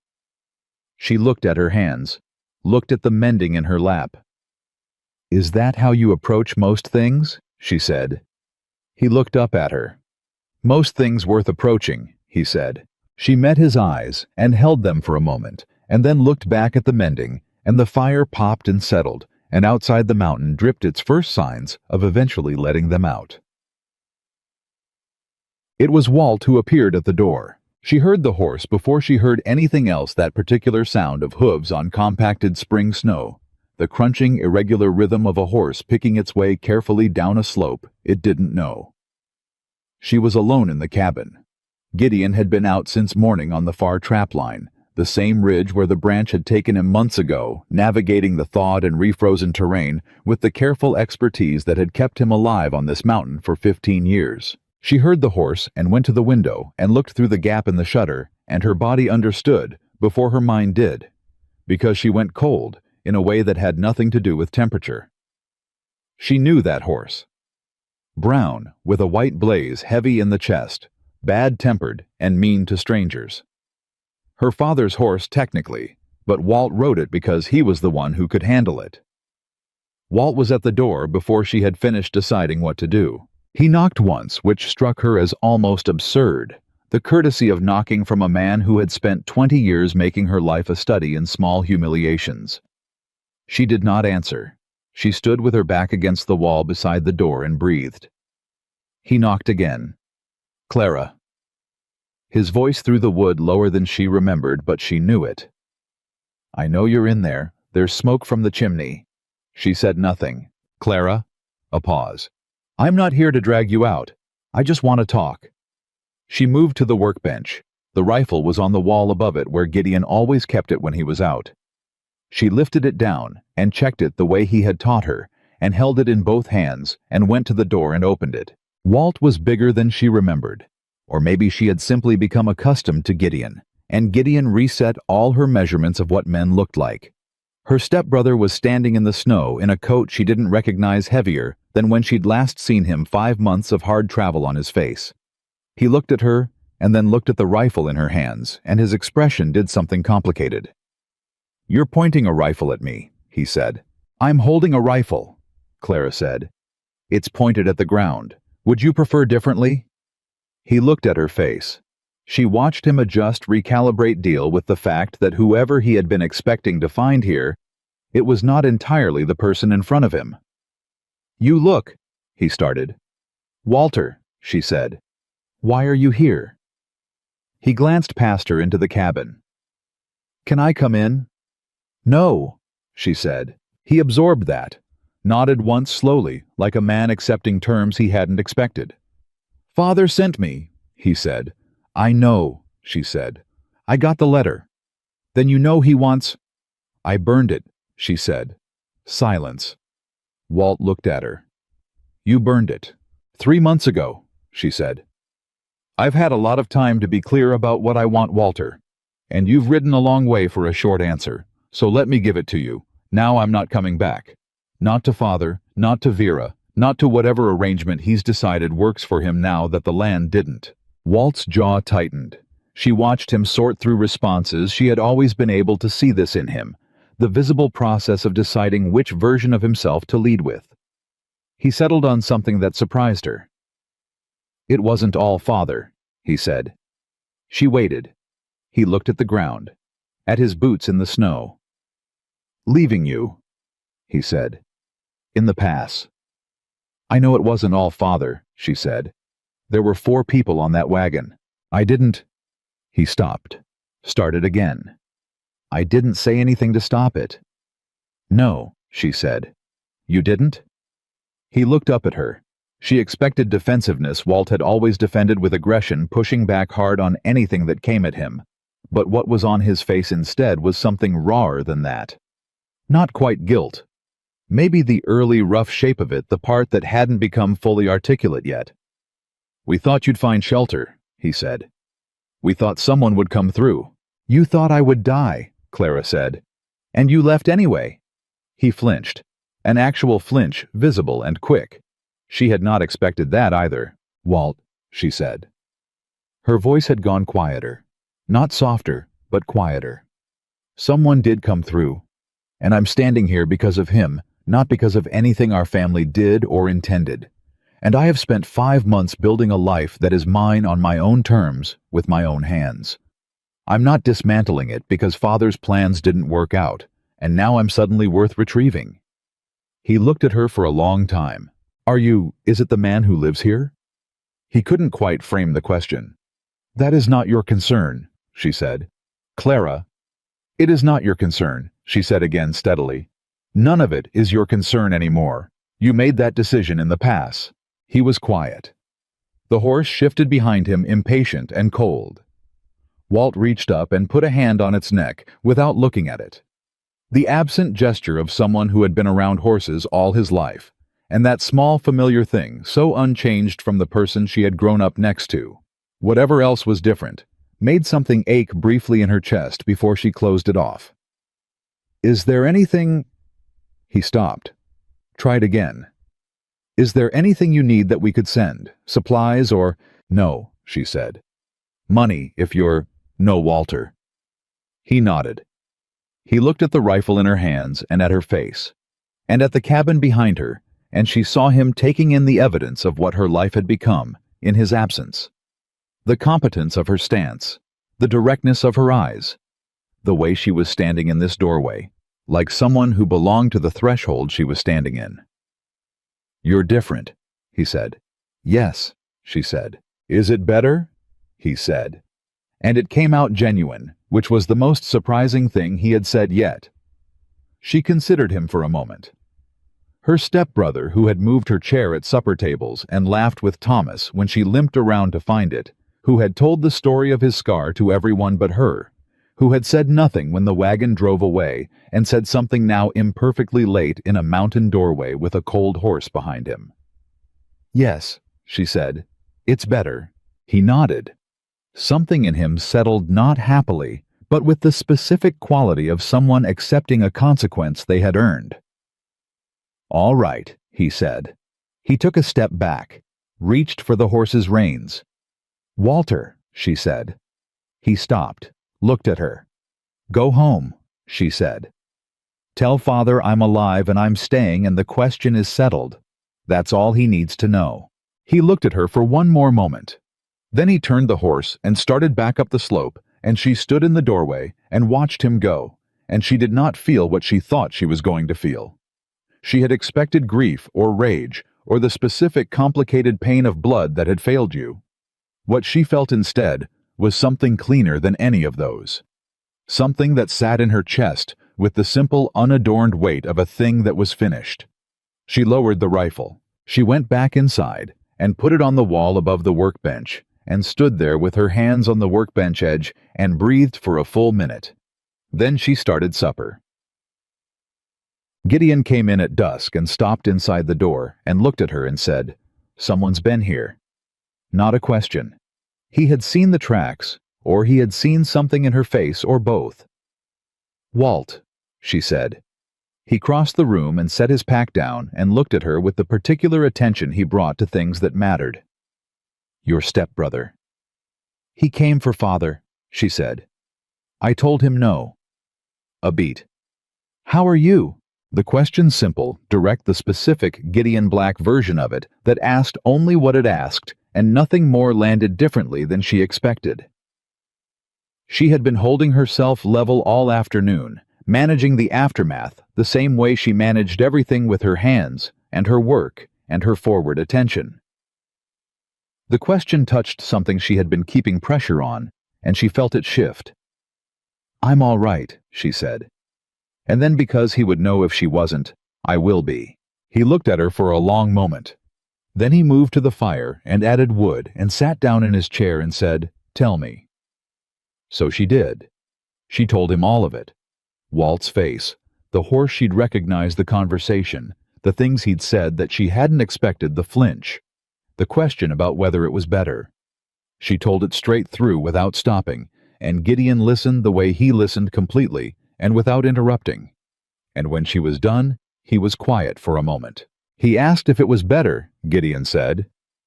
Yes, she said. And you told him yes, he said. I told him yes, she said. He looked at his hands, looked at the fire. Is it? He said. She looked at him.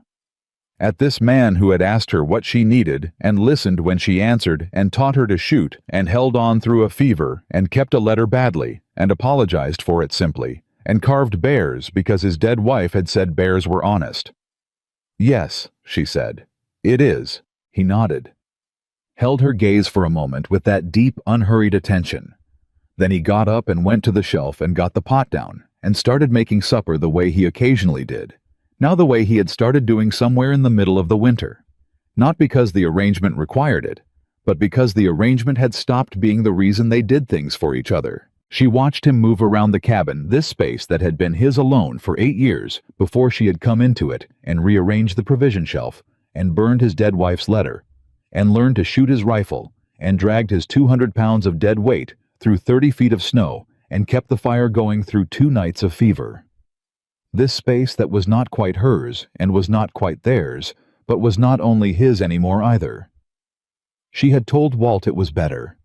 She had meant it. She had not yet told Gideon what better meant to her exactly, what it was made of specifically, what it looked like from the inside on the mornings when she woke in the bunk and heard him already at the fire and felt something that she had no prior experience of feeling and had spent weeks pretending was simply warmth and gratitude and the relief of having been saved. She knew it was not simply those things. She had known it for a while. Say, she told him on a night when the fire had burned low and the wind had come up again outside. Not a blizzard this time, just the mountain talking to itself, the way it did. A steady high sound against the walls, the voice of a place that didn't need them but had gotten used to them being there. She hadn't planned to tell him. She had been planning in the vague way she planned things she was nervous about to wait until spring was actually present, and the question of what came after had become unavoidable, because that would make it practical rather than vulnerable, and practical was easier. But she looked at him across the fire, and she thought about Walt's question, is it better? And she thought about what better was made of, and she understood that she was tired of knowing something and not saying it. She had spent her whole life in a house where honesty was a liability. She did not want to be that person anymore. I need to tell you something, she said. He looked up from the carving. All right, he said. She looked at her hands. Then she looked at him because she had decided to say it, and looking away while she said it would be a betrayal of the decision. I don't know what the spring looks like, she said. I've thought about it. A town, maybe something small, somewhere I could find work and build from there. I have skills. I know I could make something that was mine. She paused. But I've also thought about... She stopped. Clara, he said. She looked at him. Say what you mean, he said, not unkindly. The way he said things when he wanted her to stop managing herself and just speak. I don't want to leave, she said. The cabin went very quiet. The wind moved outside. The fire settled. This mountain, she said, clarifying, pressing forward now that she had started. This here. I have thought about the spring coming and going somewhere else and building something new, and I know I could do it. But every time I think about it, I think about—" She stopped again, started again. "I think about you." He had gone very still. The carving was motionless in his hands. "And I don't know what that is," she said. I haven't been in enough rooms with people who actually wanted me there to know how to read what it feels like from the inside. But I know that the thing I feel when I think about leaving is not a small thing, and I would rather say it wrong than not say it at all, because I have spent 22 years not saying things, and it cost me, and I'm not willing to keep paying that." Gideon set the carving down. He stood up from the workbench, and he crossed the cabin, and he sat in the chair across from hers, the one he had dragged to where she sat weeks ago after the letter, and he looked at her the way he looked at things he was taking seriously. "I'm going to say something," he said, "and I need you to hear it as what it is, not as what you might be afraid it is." She nodded. Her heart was loud. "When I came through the pass the day I found you," he said, "I had been going through that pass in bad weather for 8 years. Not every storm, but the bad ones, the ones where someone who didn't know the mountain could get caught wrong." He looked at the fire, then back at her. "I didn't tell myself why. I told myself it was habit or caution, or that I knew the terrain better than anyone.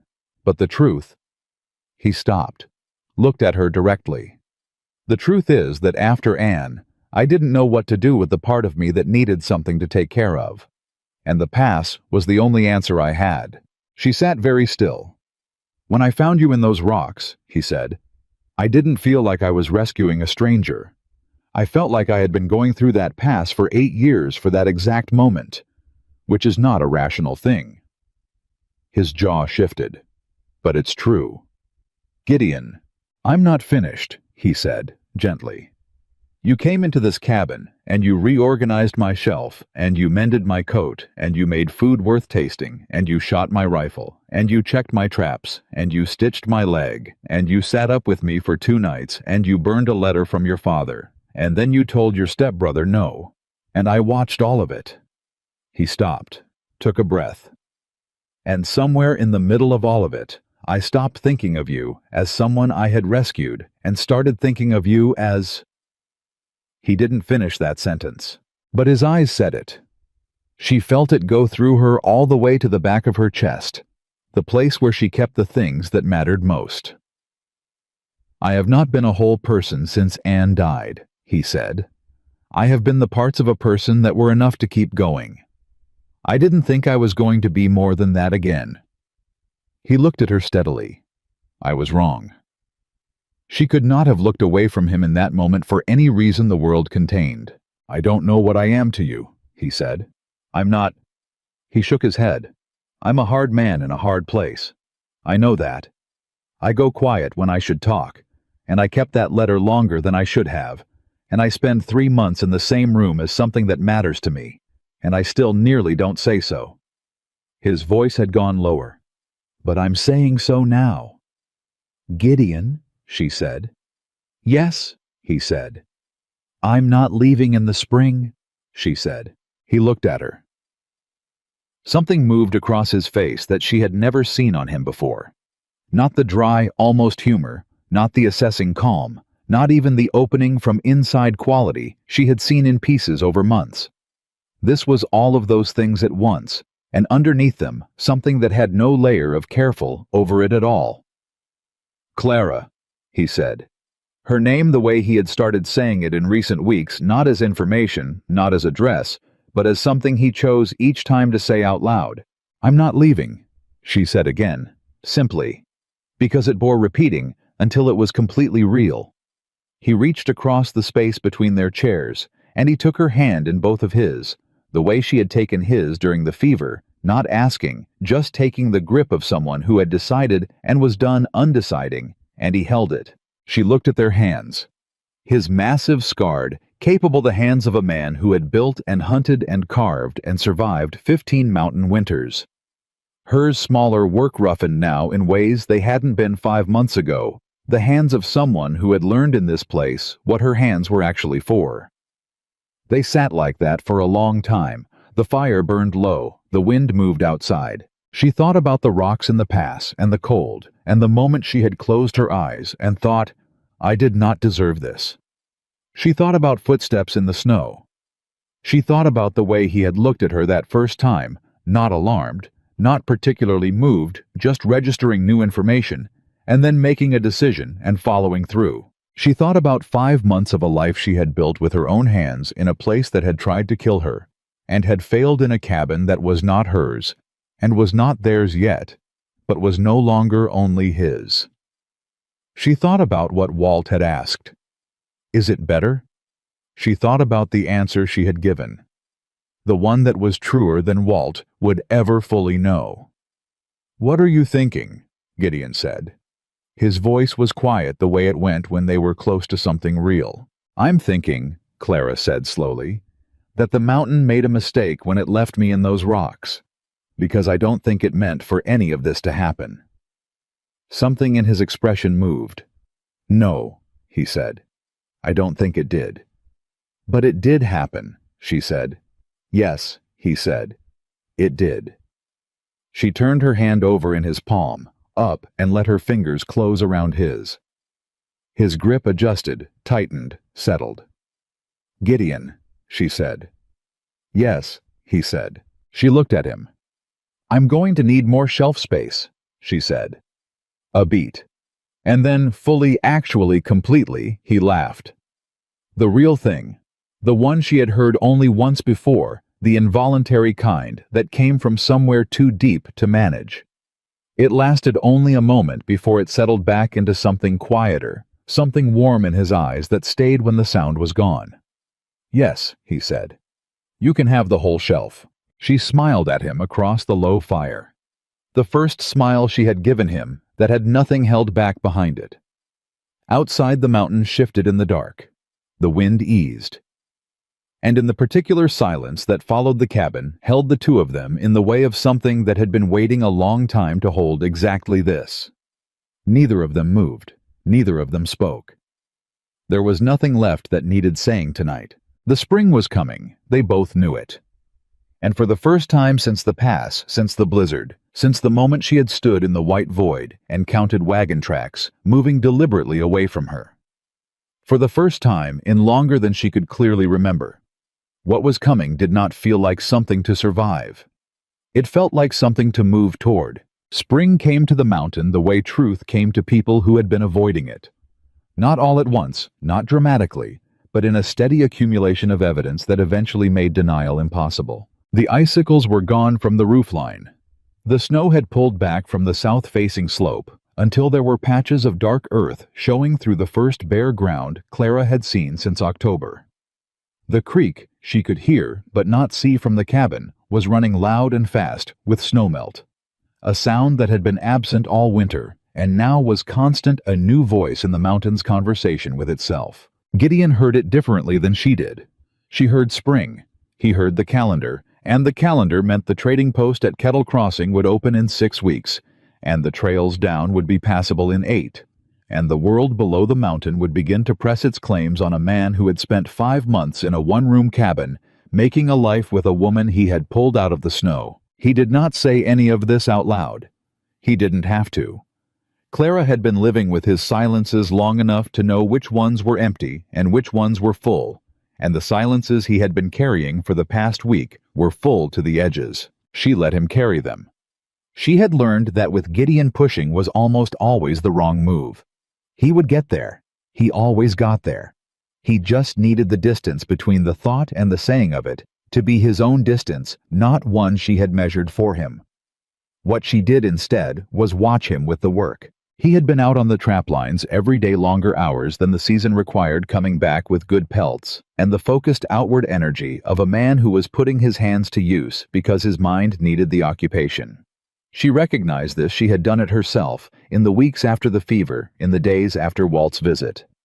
Work was Gideon's way of processing the same way silence was the same way carving was. He was working through something, and the trap lines were where he went to do it. She did not ask him what it was. She knew what it was. The question of what they were to each other had been answered in the low firelight with his hands around hers and her telling him she wasn't leaving. But answered was not the same as settled, and settled was not the same as decided. And there were practical dimensions to the thing between them that neither of them had yet put into words, dimensions that the thawing mountain was making increasingly unavoidable. She was sitting at the workbench one evening, the new shelf space he had given her now holding the things that were hers, her mending kit, the small collection of dried herbs she had built up over the winter, a smooth river stone she had found near the creek in a brief thaw and kept for no reason she could explain except that it was hers, when he came in from outside and stopped in the middle of the room and said without preamble, "I need to go down to Kettle Crossing." She set down her work. "When?" "3 weeks," he said. "Maybe 4. The trail will be clear enough." "To trade the pelts," she said. "Yes," he said. "And—" He stopped, looked at her. "There are things we need to talk about before then." "I know," she said. He pulled the other chair to face her the way he had on the night of the letter, and on the night she had told him she wasn't leaving, and he sat in it and looked at her with no layer of management over his expression. "I haven't done this right," he said. "Done what right?" she said. "Any of it," he said. "You've been here 5 months and I haven't. I've said things. By the fire. But I haven't done things the right way, the way a man should with a woman who matters to him." Clara looked at him carefully. "Gideon, what are you trying to say?" He looked at his hands, then at her. "I'm going to Kettle Crossing in 3 weeks," he said. "I want you to come with me." "All right," she said. "And I want—" He stopped again. His jaw shifted in the way it did when he was choosing words with real care. "When we go down, I want to speak to whoever's there who can make it formal, between us." He met her eyes. "If you're willing." The cabin went quiet in the way it did when something important had been said. Clara looked at him. This man who had been alone for 8 years and had come through a storm pass for reasons he hadn't admitted even to himself, until she asked him directly. This man who kept carved animals on every shelf and laughed involuntarily exactly twice in her memory, and said the truest things she had ever been told in the fewest words she had ever heard them told in. "You're asking me to marry you," she said. "Yes," he said, flat, certain, undecorated. She breathed. "You could have led with that," she said. "I could have," he said, "but then I wouldn't have said the rest, and the rest mattered." She looked at him across the space between their chairs, and she felt something move through her that she did not entirely have a word for. Not joy, or not only joy, but a feeling that was bigger and more complicated than joy. Made up of every morning she had woken in this bunk and heard him at the fire and known she was somewhere, she was wanted. And every evening she had watched him at the workbench and understood that she was looking at a person she was not done knowing. And every in-between moment in the months of winter that had built brick by brick, something that now stood solid and real between them. "Yes," she said. He looked at her. "Yes," she said again. "I'll marry you, Gideon Black." Something in his face opened the way she had seen it open only a few times slowly, from very deep inside the real thing behind all the careful and the quiet.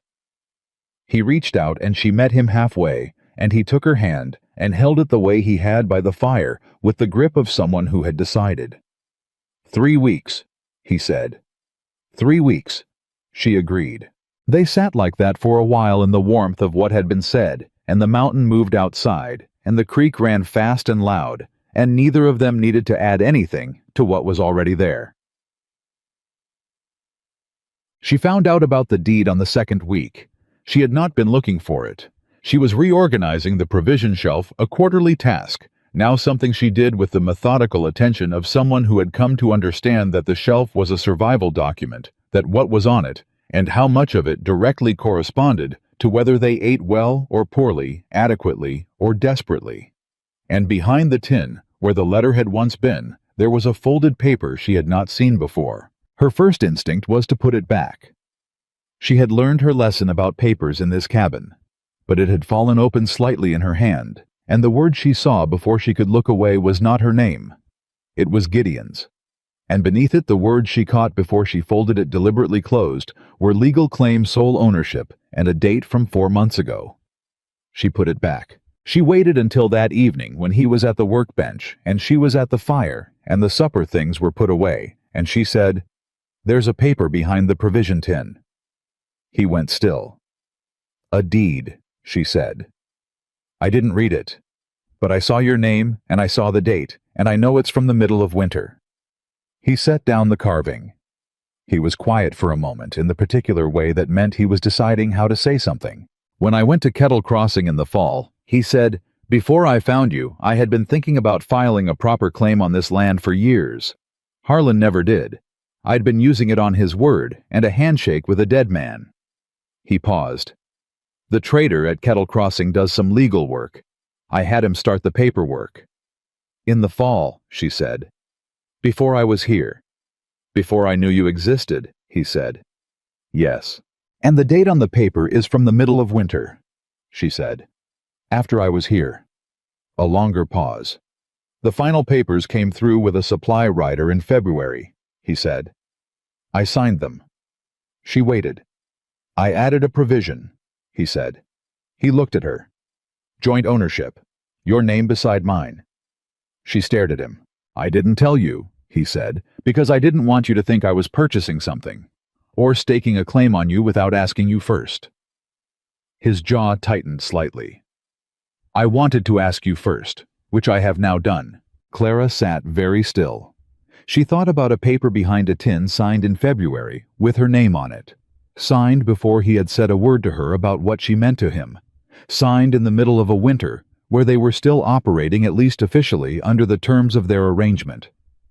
"You put my name on your land?" she said. "In February."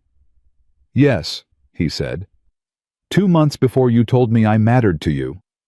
"Yes," he said. "Gideon," she said. He looked at her with the expression of a man who was not entirely sure whether he had done a good thing or a catastrophically presumptuous one, and was waiting to find out. "Why?" she said. He was quiet for a moment.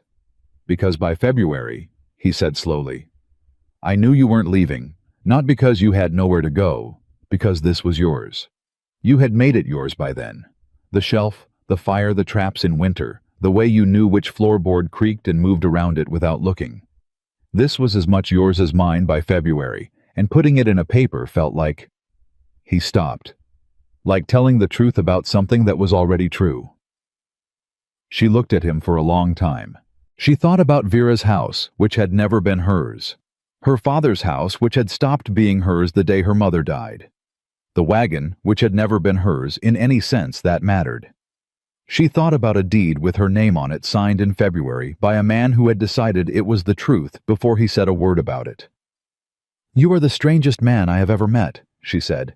"I've been told," he said. And there it was, that dry, quiet edge, the thing that passed for humor in Gideon Black's face. She got up from her chair and crossed the cabin and stood in front of him at the workbench. And he looked up at her, and she took his face in her hands, the way she had when she was checking his fever, and she kissed him. It was the first time. She had not planned it. She had simply run out of distance between what she felt and what she did, and the deed with her name on it, signed in February, had eliminated the last of it. He was still for exactly 1 second, surprise she thought genuine and total, and then his hands came up, and he kissed her back, with the quiet, complete certainty of a man who had been waiting for this for longer than he had admitted to himself. When she pulled back, he was looking at her with something on his face that she had never seen there before. Not the opening from inside quality, not the dry humor. Something more undefended than either. "I should have filed that deed sooner," he said. She laughed. A real one, full and unmanaged.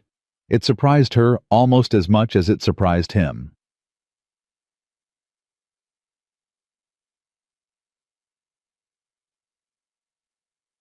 3 weeks later, they went down the mountain. The trail was passable, but not easy. Gideon had been right about the timing, as he was right about most things that concerned the mountain, and they went on horseback. Clara, on the brown mare he had been keeping in the lean-to structure beside the cabin. the horse she had been feeding all winter and had developed a complicated mutual tolerance with. She had packed light. There was not much that was hers, still in the material sense, but what was there she packed with care. The river stone. The mending kit. The small carved elk Gideon had put in her hand the night before they left without comment. Just set it in her palm and closed her fingers around it and moved away. She put it in her coat pocket where she could feel it. Going down the mountain was strange in a way she hadn't anticipated. The trail took them through the pass where he had found her, and when they rode through that section, she felt it in her chest. Not dread, not grief, but a kind of gravity, the specific weight of a place where something important had happened. The rocks where she had pressed herself against the wind were just rocks in the spring light. The slope where she had fallen looking for the wagon tracks was just a slope. The mountain did not look like a place where she had nearly died. It looked like a mountain. Gideon did not comment as they rode through. He did not slow or speed up.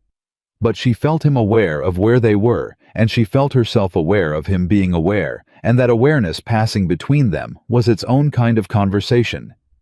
"This is where you found me," she said. "Yes," he said.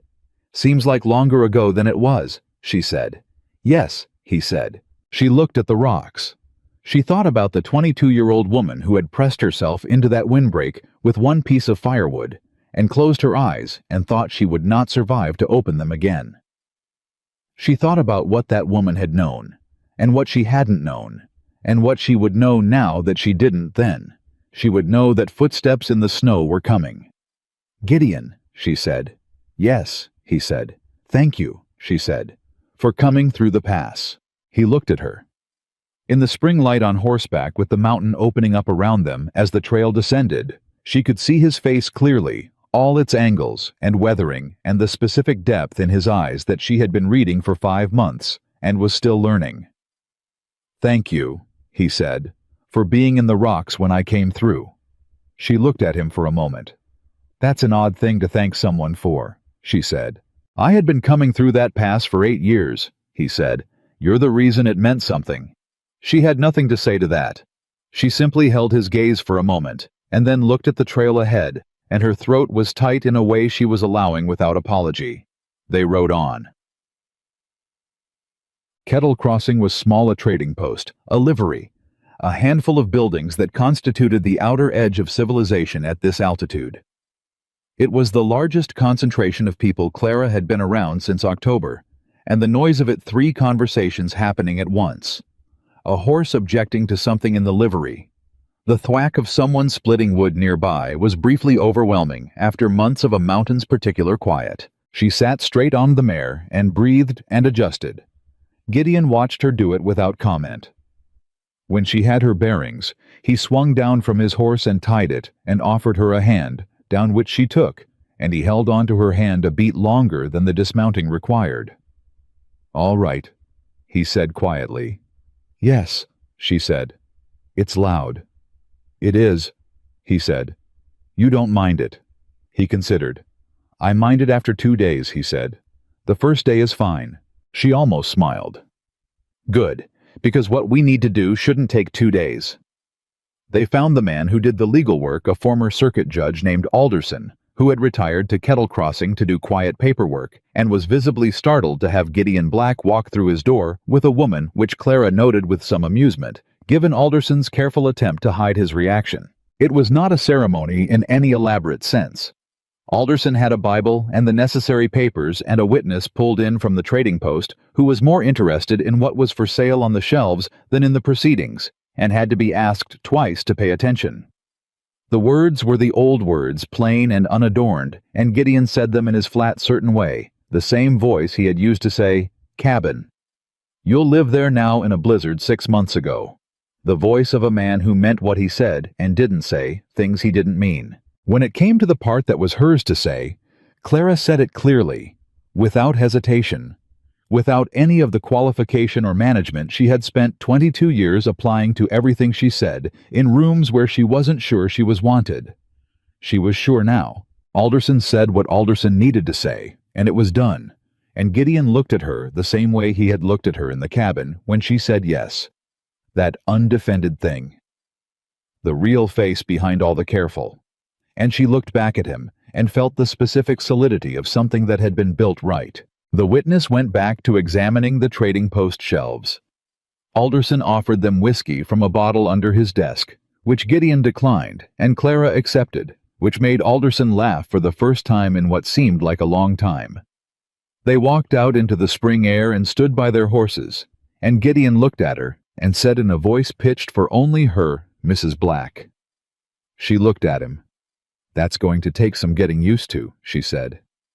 "You have time?" he said. "Do I?" she said. "You have all the time the mountain gives us," he said, "which is considerable." She looked at this man in the spring light of a world she was re-entering as a different person than the one who had left it.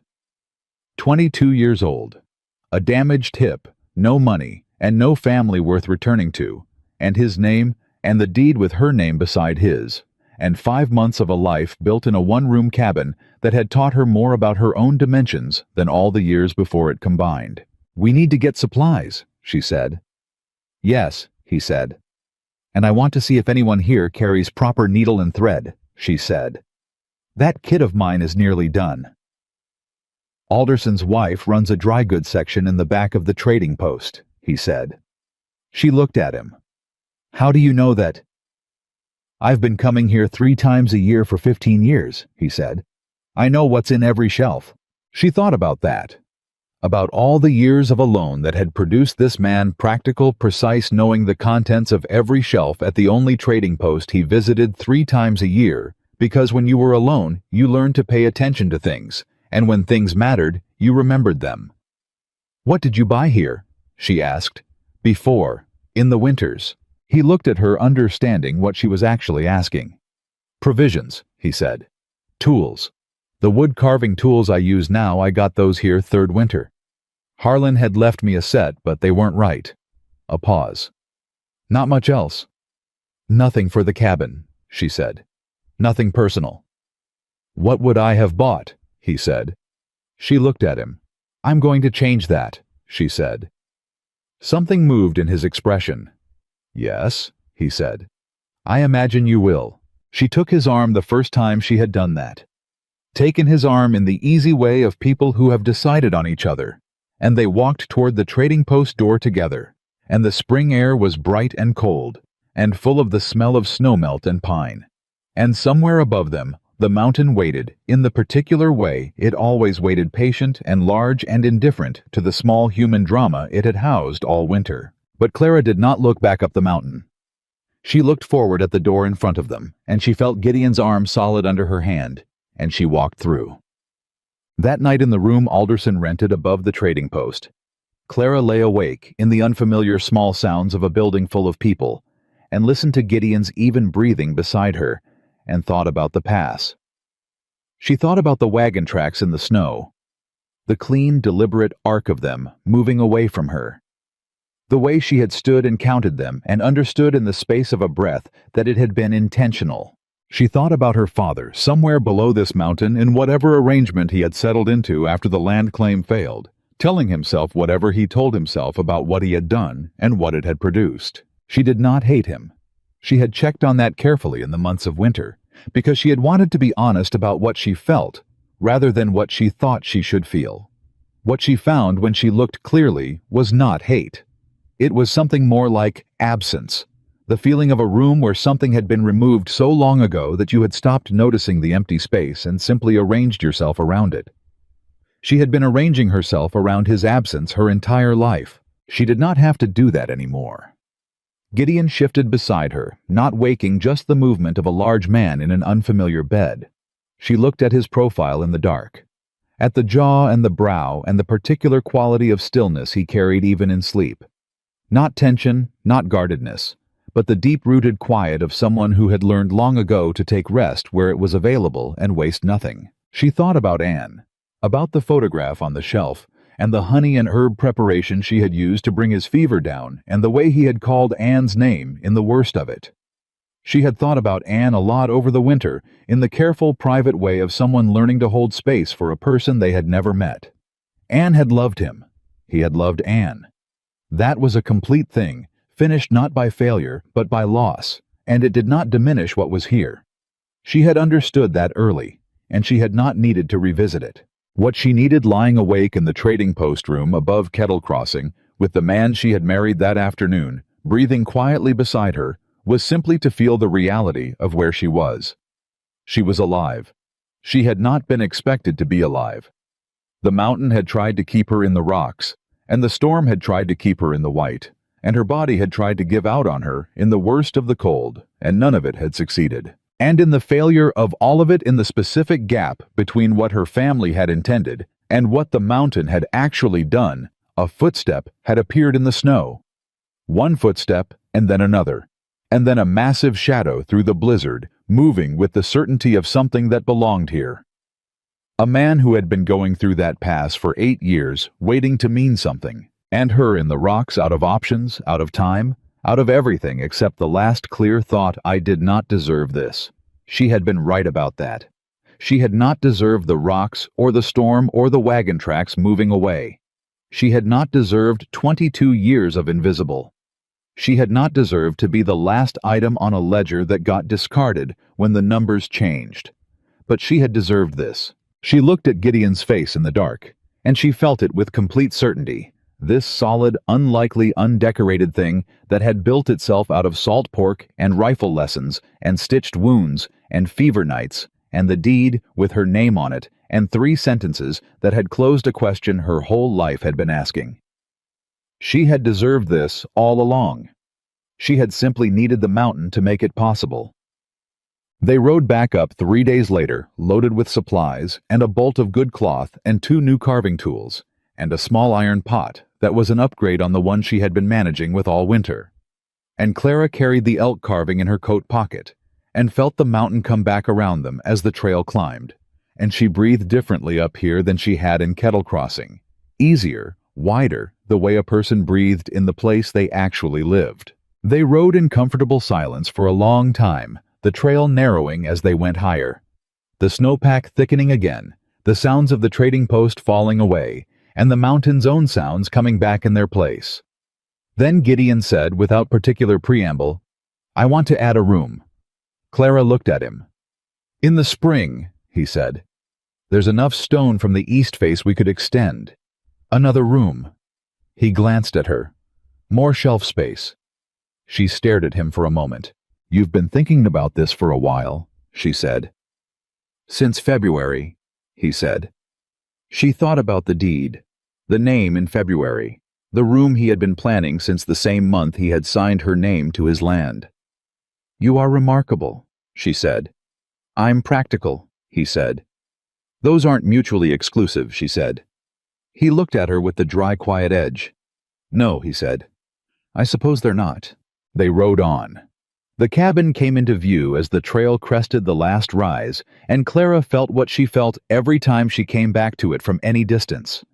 That specific pull, the feeling of a place that knew her and expected her, and was not complete without her in it.